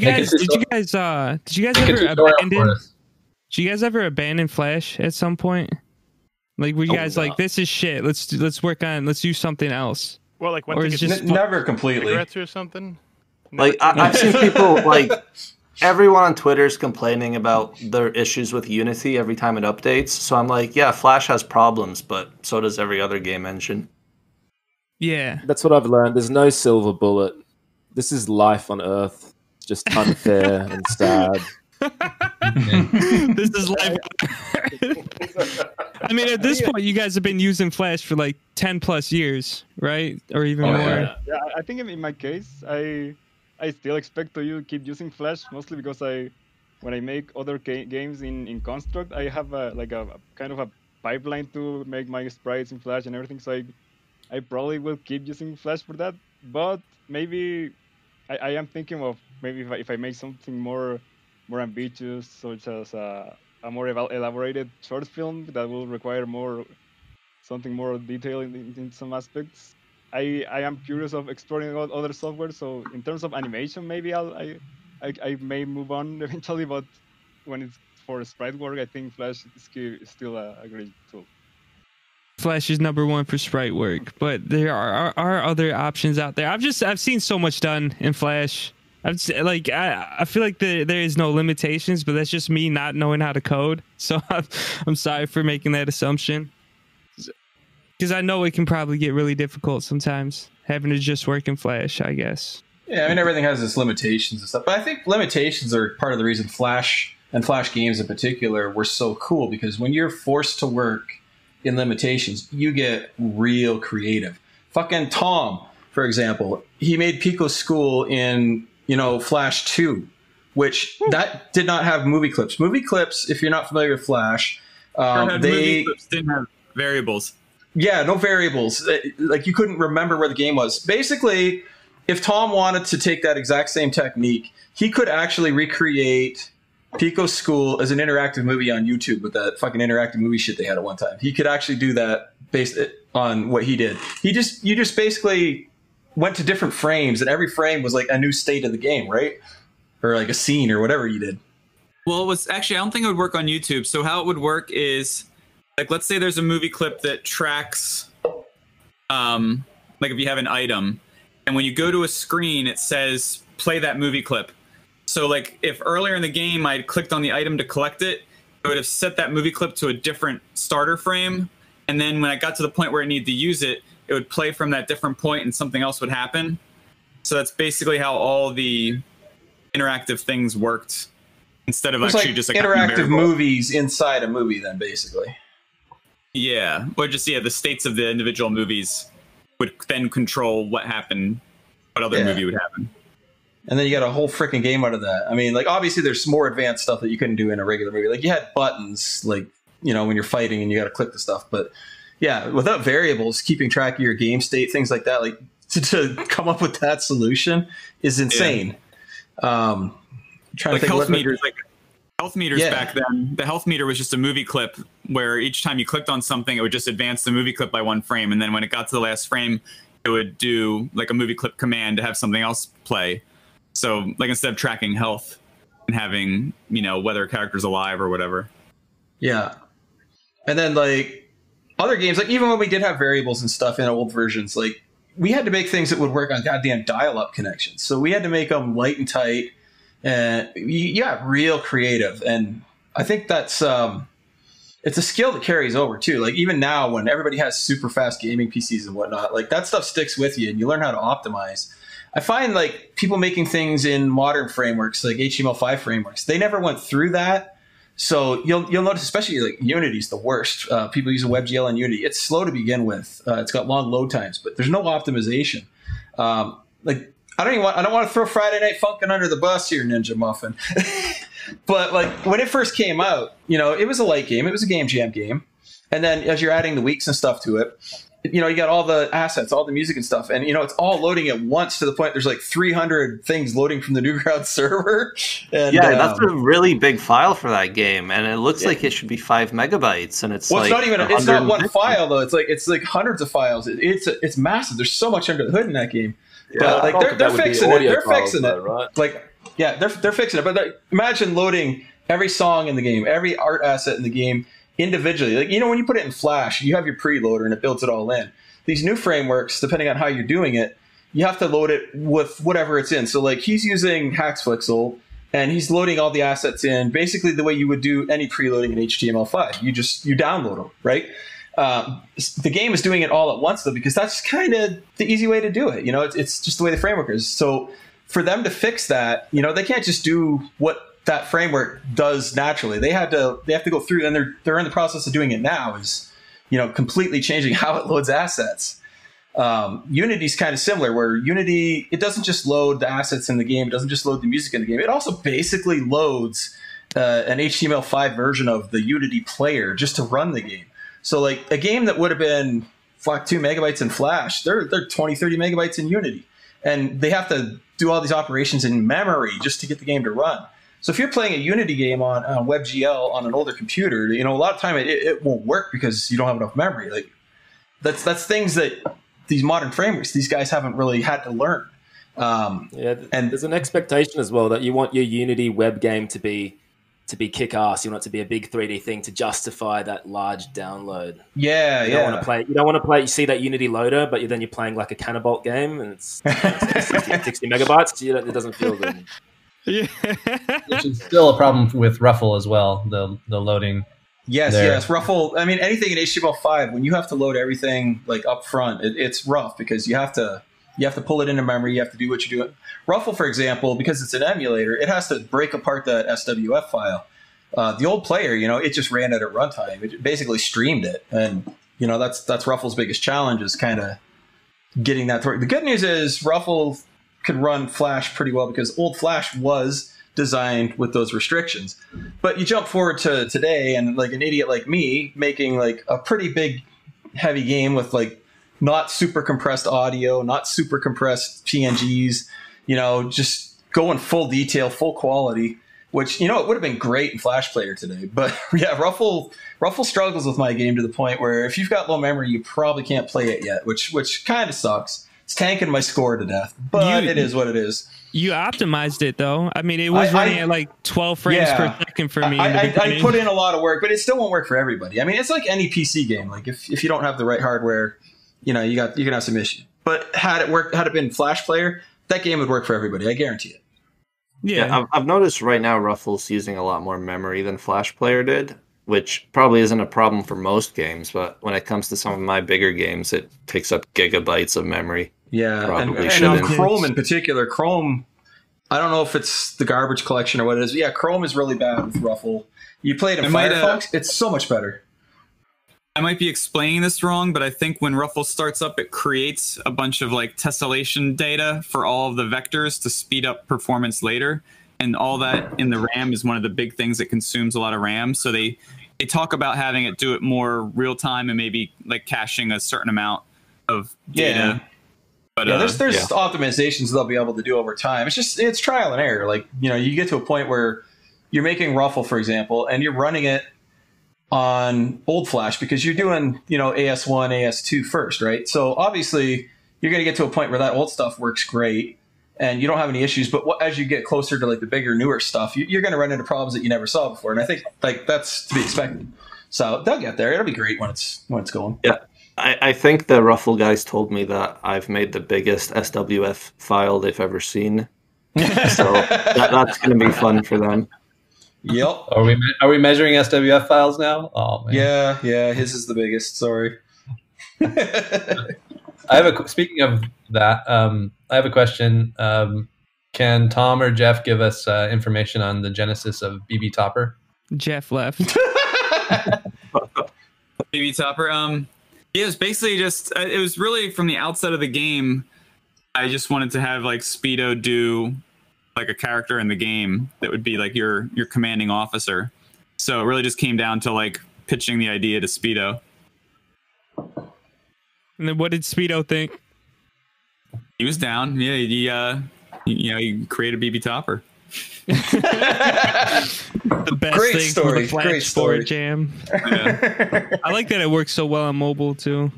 It's fun. It's a fun little game. Speaking of the Flash Forward Jam, do you guys have any like favorites that you've played that we haven't been talking about our own stuff all night? Arcane Maiden. Yeah. Arcane Maiden's Awesome. Okay. I love that one. It's coming from a non-programmer's perspective, so like I don't understand everything that went into the game mechanics of creating it, but I just you click at certain points, and I was just ended up doing the same thing like every single like fight. Yeah, it took me a minute to get into it. There was some nuance in that you had different moves based on whether you held the mouse down or whether you clicked. Yeah, I thought that was a cool mechanic. I like the idea, like the base of it. It was very stylish and pretty. I like what they came out with. It's just like in another time frame, if they had more time to flesh it out, I guarantee that game would be a lot better than what it is right now. And that's I all. just like fighting trees, killing trees. I think it took me like 6 hours. 6 hours to beat the fucking game. To be honest. It did take a while to beat. You know, I'm just sitting there pressing my mouse button like that's the only function. I was like, dude, am I alive? It could have been so bad you stayed with it for 6 hours. Yeah, well, like I said, I like the initial mechanics of it, and the way it looked was really nice. And then you have something like Buttspose, which is just fun to look at and just to go through. And then you explore every option because it's so charming. So charming, so beautifully drawn. I love your style. You like Tom's because you're committing genocide. Like, that's fun. Who's not going to play that? I mean, robot genocide. Tom's was a little offensive. Like, they mentioned distributing my body parts around the world. I was a little offended. He said you were their top general, though. I'm like, in what reality is PsychoGoldfish top general? Well, you know, after the robots killed the rest of them, process of elimination. Josh is just at the pub. Where'd the idea for Drop Cannon come from, Tom? Like, how did you come up with that idea? So, well, what's funny is the whole idea of an army of cars fighting stuff is actually something I've been wanting to do for a while. I always wanted to do like a game where you had like a map of the country and you kind of went around kind of like Risk style or something where you're building up a giant army. But then for this, I was trying to think of like a simple concept and something that you could also play on mobile. So the idea of just having like a few big buttons to press is kind of what led to that. And then I just basically rushed out like a real quick demo version of it. And then Jeff made all the fancy art. And then we just kept adding things. I know he said he wanted to do like a hybrid of like freaking Mad Max and Tron, and that really came through pretty well. Mad Max. What about the final boss? Can you talk about final boss in? So the final boss is basically a Jeff Bezos. Jeff Bezos. Yeah, but it's and then it was just trying to come up with an idea because I wanted to have something that kind of felt like an arcade shooting game, even though it's pretty cheesy and like I was just rushing that out too.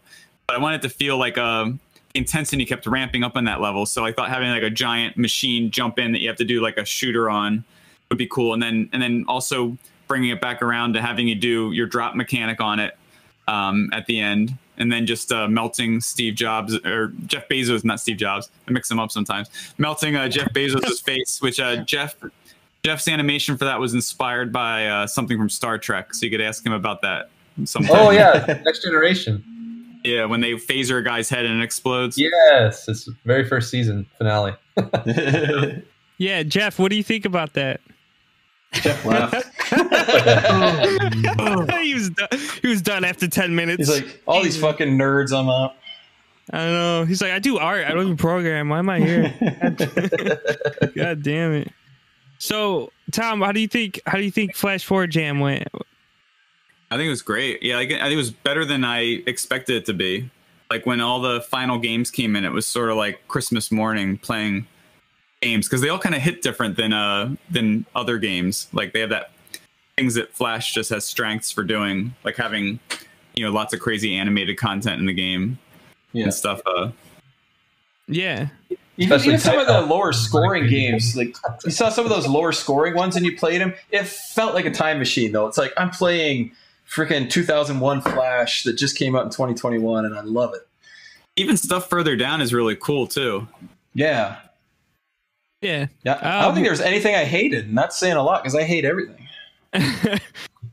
One of my favorites was that one with the bow and the knife. Like the Flash Forward Jam brought back those typically like simple mechanics, but it works because it has replayability really strongly, and that's what I really enjoyed from the Flash Forward Jam. There's that one where it's like you go until you get hit once, and then you restart, and you start from the beginning again. It was like classic Flash feeling to it. That's D-Sun. Yay, that's mine. D-Sun, thank you. And also throwing rocks at shit. That was really fun. When the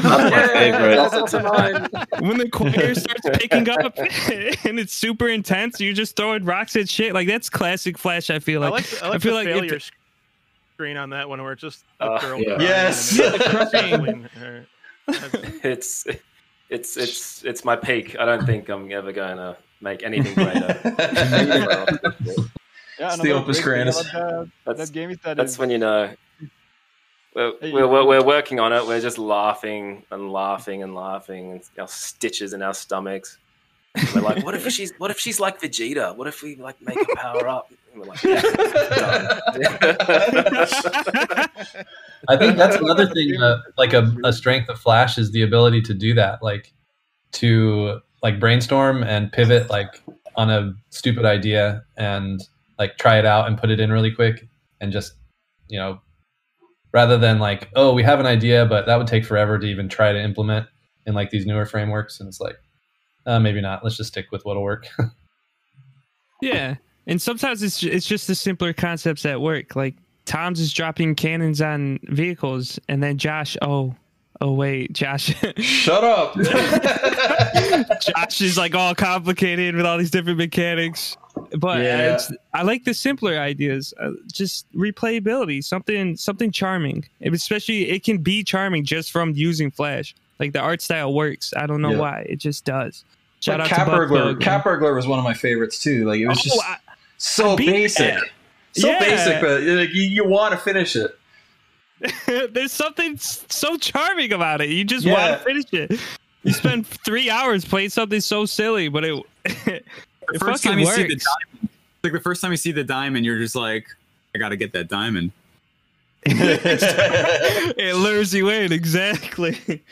It's like a throwback to Toss the Turtle. You start off like little, and you get so good, or you upgrade so much to where you feel like you have to beat it, and then you see the other obstacles. You're like, I can do that. I want to do that.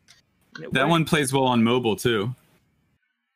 Which one? The Cat Burglar? Cat Burglar. Yeah, it gives you the option in the beginning. It says, yeah, mobile or desktop. I want to try it on mobile.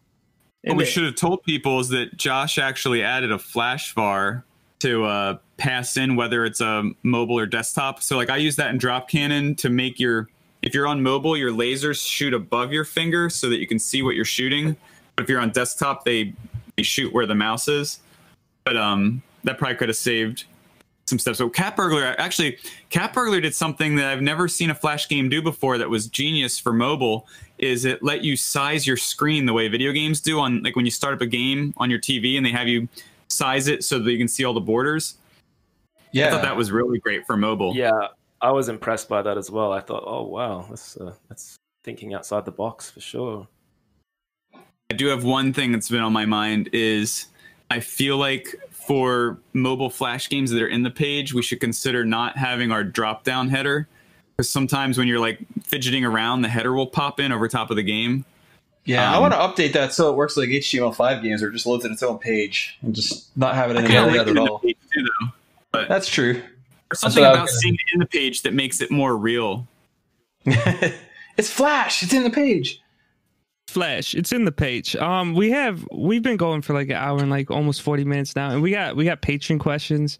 So I apologize to everyone in VC right now because obviously a lot of them are directed towards Tom just because he's on. So we should probably work our way through these right now. And some of them are for Jeff, but I'll answer the Jeff ones.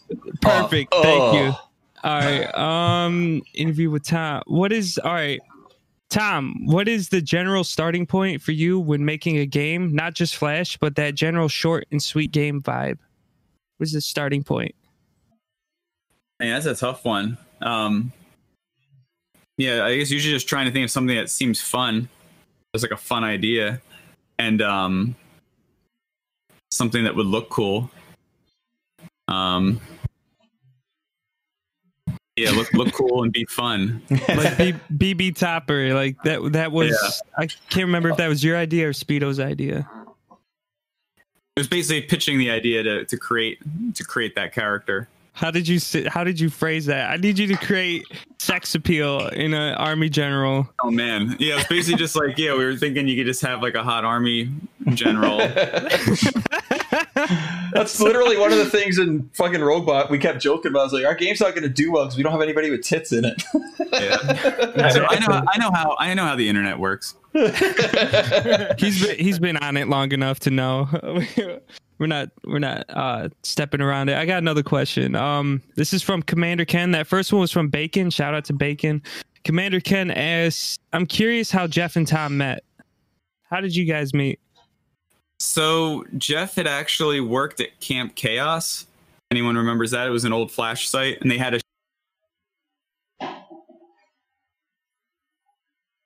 show on. We were downsizing or closing down, and Jeff had been the winner of our. We had like an Opie and Anthony contest on the site to like make. So Jeff actually about if we're hiring, and then we met up with Jeff at a TGI Fridays in Quaker, which I. If you ever, we met at TGI Fridays and basically just like talked it all over and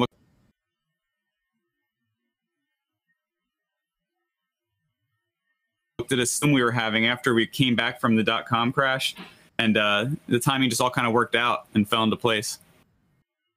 Damn, and the rest was history. The air and TGI Fridays brought you guys together. It was like that. I didn't know Jeff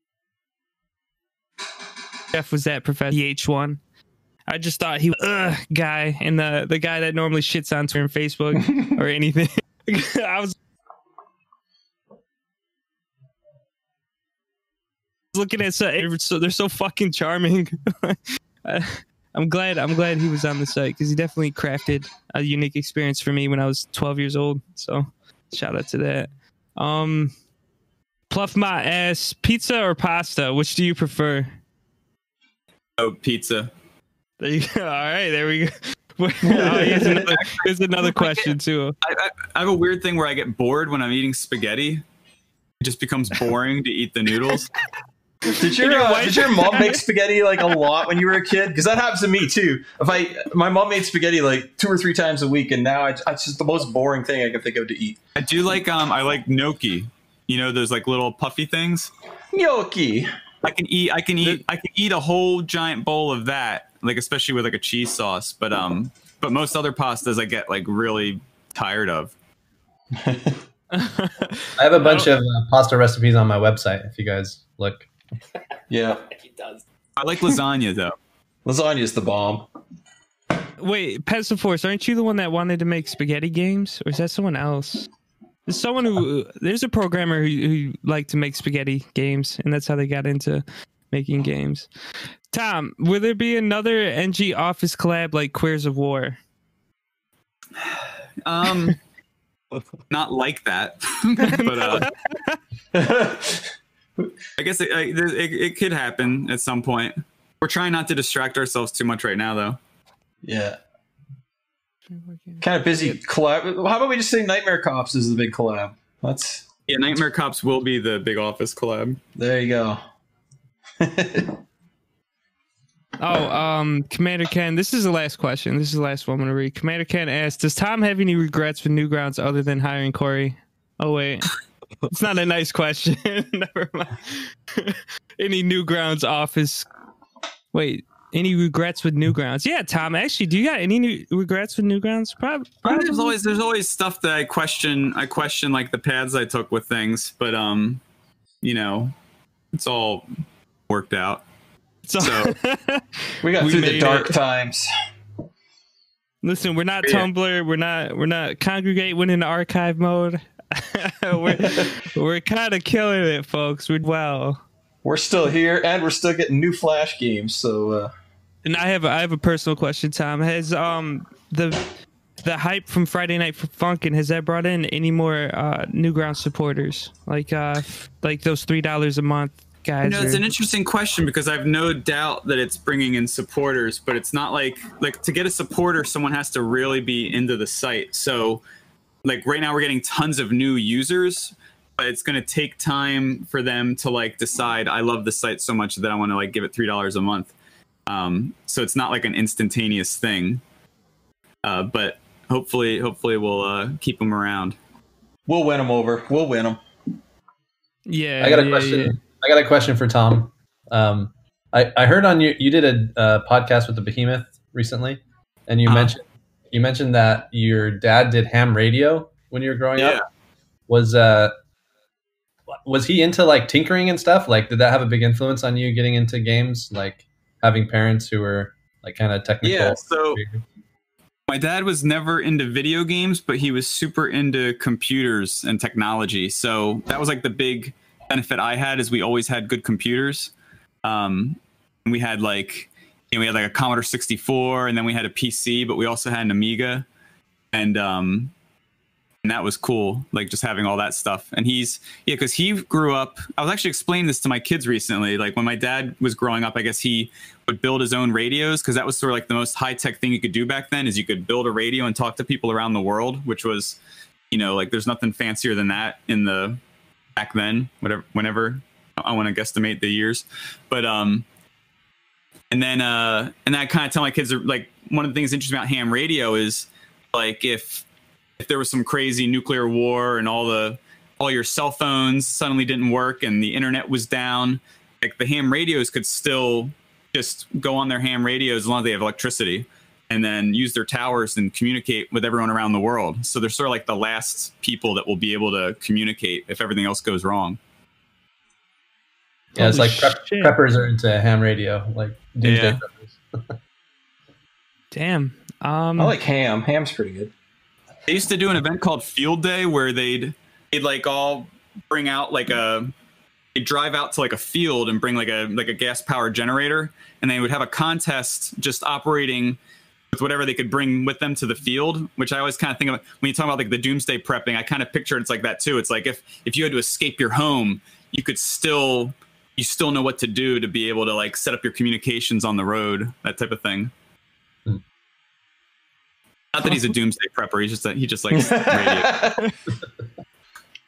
Yeah, I asked because I have young boys who are growing up, and I'm wondering how I can like encourage them to get into creative stuff.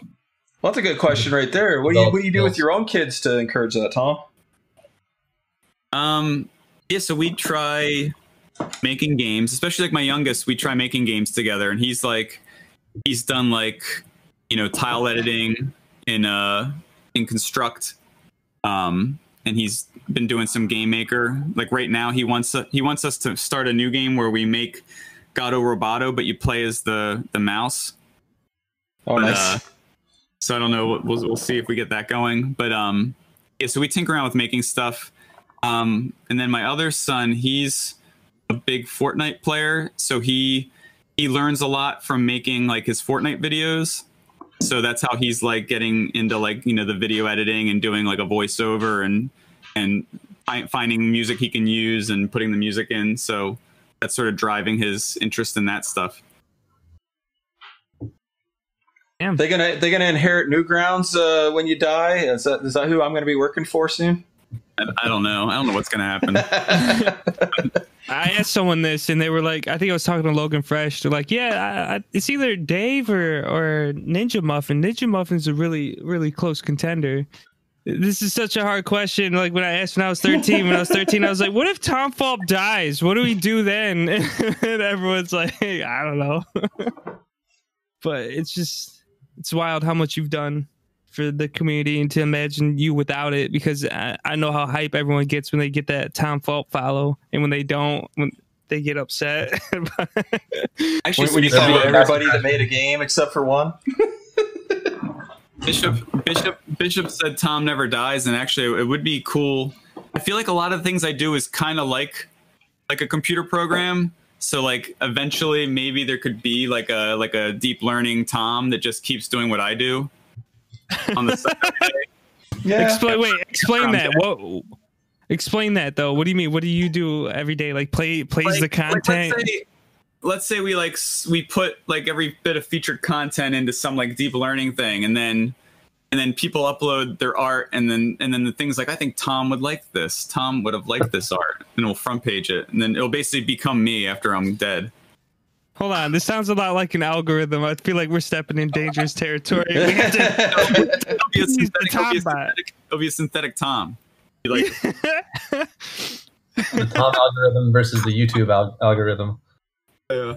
Yeah, and we'll put it into a robot. So for Pico Day, we'll have like a real automatic Tom that's there. But it'll be good AI, because like YouTube AI is like, this is what I think our advertisers would like you to watch. Tom would be like, this is what Tom would like to watch. So there you go. That's so you'll have every PM exchange I've ever had. So when people message me, they'll get like the same replies that I've been giving for the past 20 years. Oh, whenever somebody complains, it'll automatically message me. Be like, hey, Josh, someone said this doesn't work. There you go.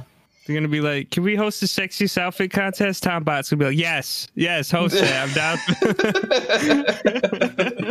Cube Soda was like, "I didn't know what this contest was about. I thought it was something completely different, but I'll join it next time." I guess it seemed like it was an NSFW thing. Either way, I'm happy for you, Tom. Your front page Speedo's foot job and Newgrounds has never looked brighter.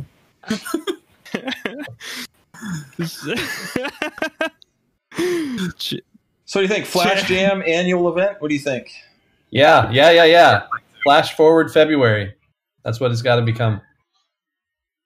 Flash forward February. Yeah, actually, why not? Or it could just be Flash February too. Yeah, Flashy-wary. Let's just short it down. I think I'll make something quicker next year. Wait, how long was the deadline on this one? Huh? How long was the deadline on this one? Because I know it got pushed back. So was it announced late December, but the original deadline is end of January, and then it got pushed to end of February? February. Now, so that was like 2 months. Was that still a short amount of time as programmers, or was that a little bit more? Because we do Flash February. I mean, are you only getting the month of February? Is 1 month enough? If people know it's coming, unless we give people a theme, like I don't know if we do a prompt every year so that they have to follow the prompt, or if people could just know that they could just make something and release it in February to participate. That'd be nice. Yeah, I like that. But then, do you keep it as a contest at that point? Are there winnings if they could work on something? That's such a tough one too, because I kind of hate the whole picking winners aspect of things, but I also know that having the prize money does get more people turning out for things too. Yeah. So it's like it's always a tough choice there, because it would be kind of nice just to be like a general celebration. I mean, you could be like Mind Chamber and just announce Robot Day 9 months in advance. So like it's always if it's annual, yeah. If it's annual, everybody will know it's coming. Yeah. Kind of like people know Pixel Day is coming. Although my fear with Pixel Day is that people won't share their pixel art until Pixel Day, when I want to see pixel art every day. Yeah, but then they don't have it all built up, and it's not like Christmas. You like Christmas, Tom. I know you do. Yeah. You got to be a patient boy and wait to open your presents. Just like Tank Miss. Shout out to Tank Miss. That shit was awesome. Shout out to seeing TomFulp and Tank Miss just walking around. That shit was sweet. I love February is also Black History Month. Yeah. So Flash History Month. You're right.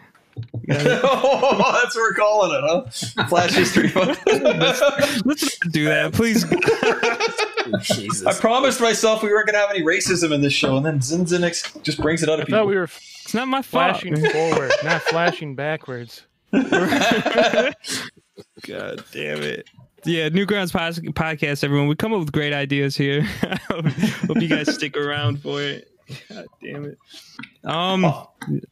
That's probably it. Really? Yeah, we've been rolling for almost 2 hours. But fuck, big show. Thanks for everybody coming on. Dungeon Nation, Brandy. Oh God, so many people. How do I name them all? Tom. Got to thank Tom. But we'll thank you later because we have some other shout outs to do as well. Thank Butspo. Thank Butspo. D-Sun. Yeah. Dungeon Nation, Diary. Thank you. I don't remember. I'd like to thank Brandy for stealing my art. I do want to throw out there, this is self-serving, but someday I would like to collaborate with Butspo. I say it every time I see some of his work. I always leave comments. Oh, make it happen. Make it happen. We're making magic here. Thanks to Nick. Thanks, Matt. Fuck, I think I got everybody. Matt. Everyone it's in chat way past my bedtime. It's like 2 a.m. here. you just you gotta go sleep. Gotta go sleep. And as usual, we also got to thank our supporters. This show is brought to you by our supporters over on Patreon. Shout out to Plumfot, Charissa, Boozle, Zachary Jones. Our newest patrons, Bacon, Guard the Guard. Thanks, guys, for coming on to the team there.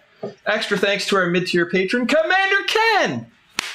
Yeah, and then we got our top tier patrons. You guys ready for this? This is my favorite part of the show where I yell at our top patrons.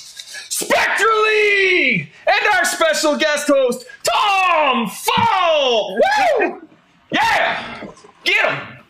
I just imagine your household like, what the fuck? To my neighbors. Dad's going crazy.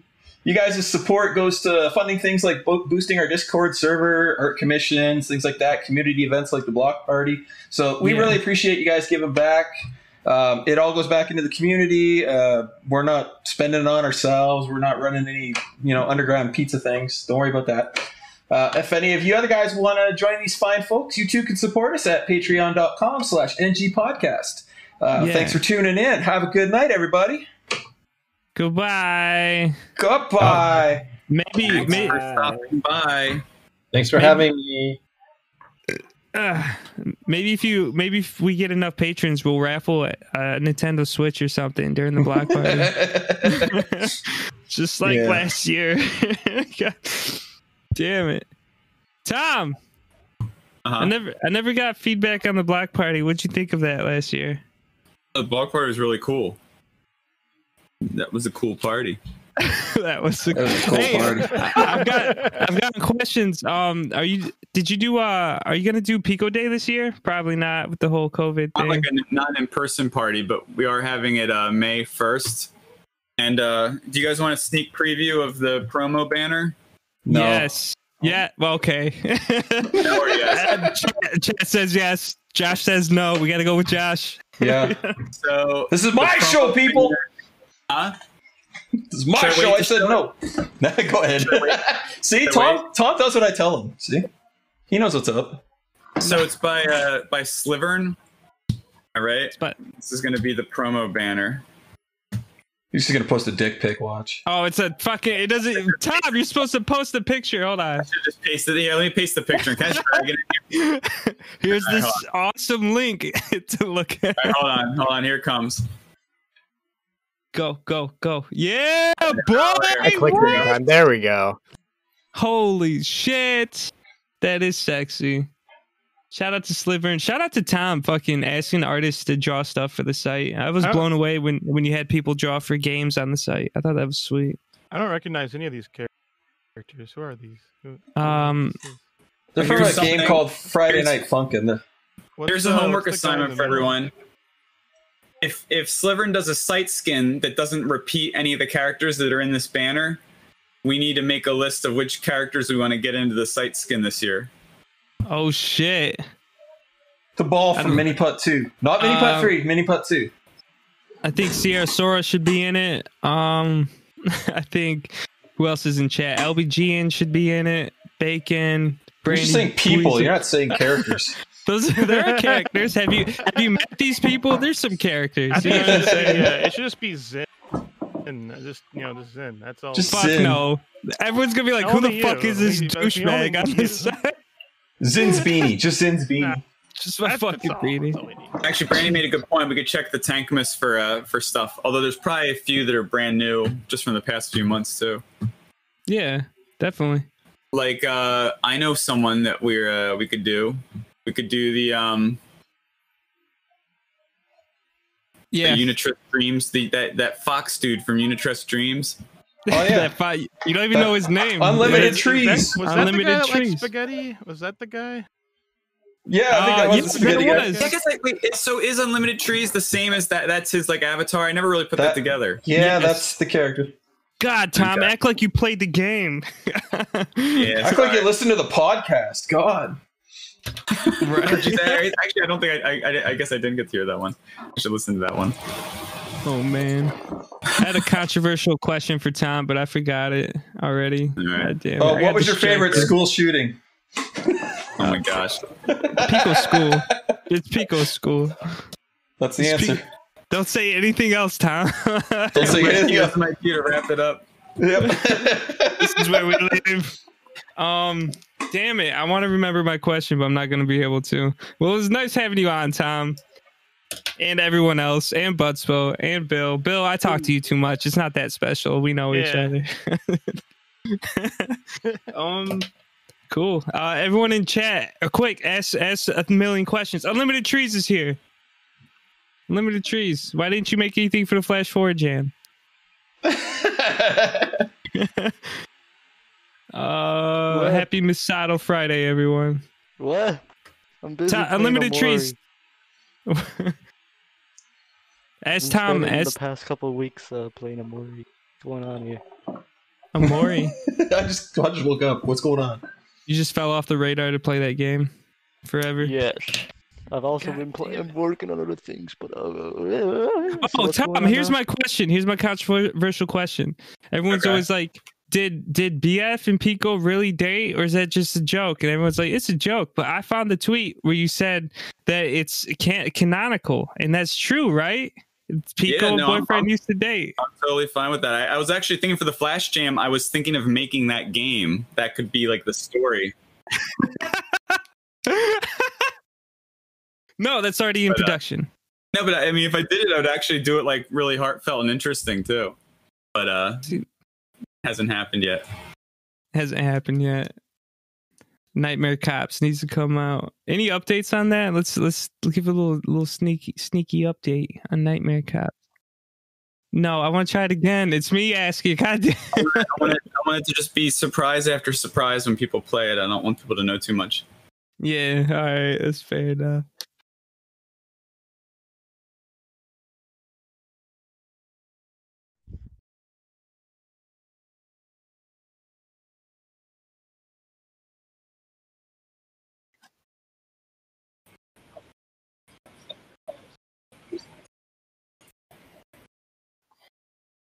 Yeah.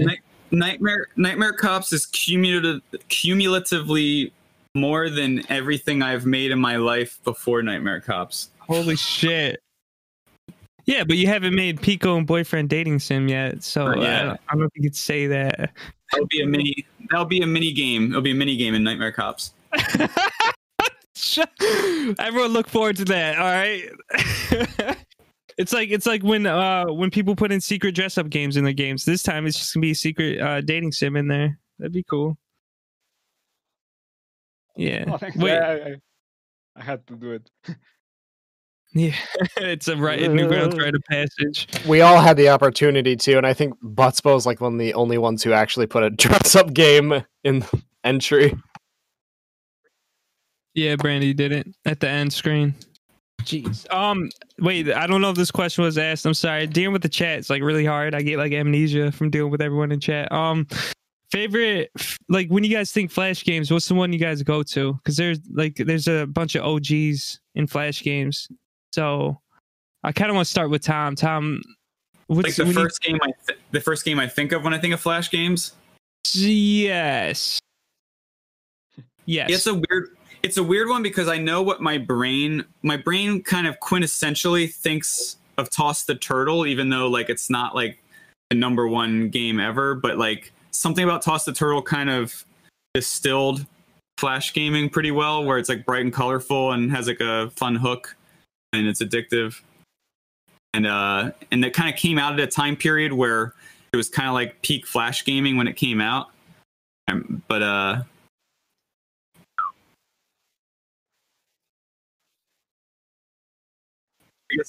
guess Nanaka Crash was the first Toss game, and then there was like Kitten Cannon. But yeah, Toss the Turtle really made it like it kind of like elevated the Toss genre. There we go. There you have it. Toss the Turtle. Josh, you got to pick a different answer. You can't just backpack off of Tom's answer. I'm sorry. Toss the you fucking asshole. You can't do that. Dungeon Nation. When you think of Flash games, what's the one that comes to mind? Like, I think of Nitrom games because that's I forgot to say it earlier, but Nitrom games were. Josh, you're making this worse. D-Sun, when you think of Flash, wait, what is Nitrom games? Help me out here for a second. A lot of Flash games. A lot of Flash games.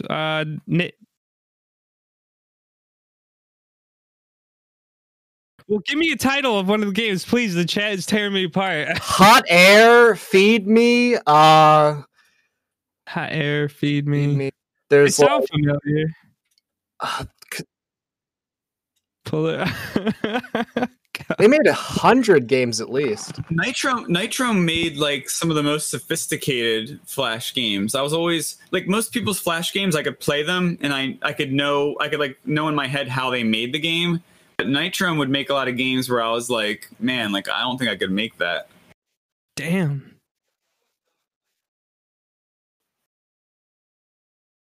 Drop Cannon felt like a Newgrounds Nitro hybrid, honestly. There you go. Initial influences.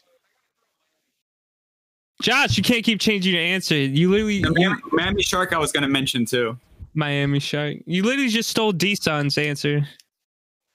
Don't shit your pants. Finally, the truth comes out. One of the OGs. I love that fucking game. D-Sun, Flash games. When you think about them, which one comes to mind? Yeah, that one. All right, true that. Yeah, that one. Madness Interactive. Madness Interactive. Fuck, you guys took all the good ones. What the hell? Sorry, Bill. That's like 2 in a row I was going to pick. Jeez. You should have came later in the alphabet. Sorry. Buzzbo. When you think of Flash games, what comes to mind? I think I associated a lot with the stuff by Edmund Macmillan. I think either either the original Meat Boy or there was this like chicken which spills blood. Carius. I hear it's Carius Welting. That was for me. That's super iconic just because of the grotesque thing you do. Yeah. So it just stuck with you. So a lot of games with blood in it. That's what Buzzbo likes. Okay. Meat Boy. Yeah. He likes the blood. He's quirky like that. Brandy, when you think of Flash games, what comes to mind, dude? Dude, Learn to Fly and Thing. Oh shit, bro! Learn to Fly. I like Learn to Fly a lot. Thing's pretty good too. It's basically a Madness ripoff. No, though. here's the thing. I thought for the longest time that Madness was a Thing ripoff. Thing. Oh, I forgot that was a thing. I think that was the first thing I actually asked Crinkles when I met him. That's the first thing you asked Crinkles? Well, I asked him like, hey, so what about Thing inspired you to make Madness? And what did he say? Josh! Josh, say lettuce. Potato.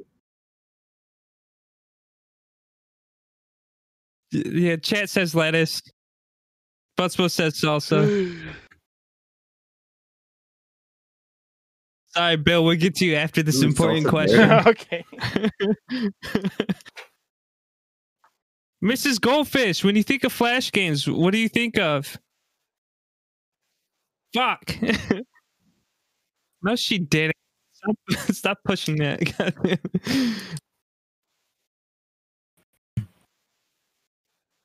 Try by shooting. She did noise for it. Your favorite Flash game is the one that she's in. Bill Primo. Teletubby Funland. That was like the first fucking thing I think I ever saw. My neighbor told me about Newgrounds when I was like 9 years old or some shit. And I think that's like the first thing I saw, I think. But other than that, probably try not to shit your pants. Madness There's too many. There's too fucking many. Normally it's just the first one that comes to mind. Like that's the one that left the impression. I don't know. I think about a lot of the assassin stuff. I just remember playing those when I was a kid. Yeah.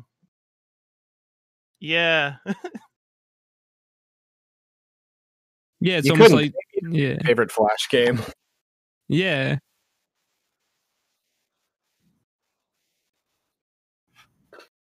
Yeah. I usually name that one as the best. Most big adventure.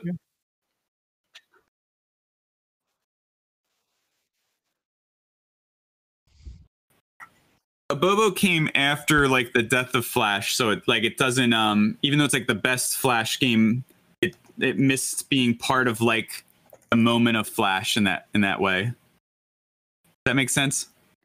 Yes. There's a part of the Flash of Flashes.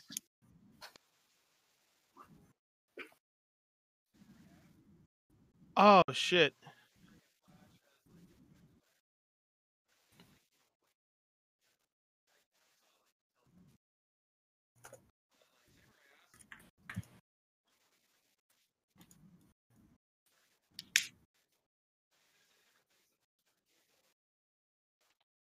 Yeah. This question's too heavy. Too heavy. Way too heavy. It's too much pressure. Oh, it was mini putt too, she said. Of course, the truth comes out. Xiao stick figure stuff. I mean, personally, those are I think about animations, but they had a Robot few Rumble. games. They did. I think Wait, of wait, Robot are you Rumble when I think of Flash games. Robot Rumble's pretty good. It's only because you worked on it, like for like. I think of Flash games. I think of that right away. You don't think of how balls were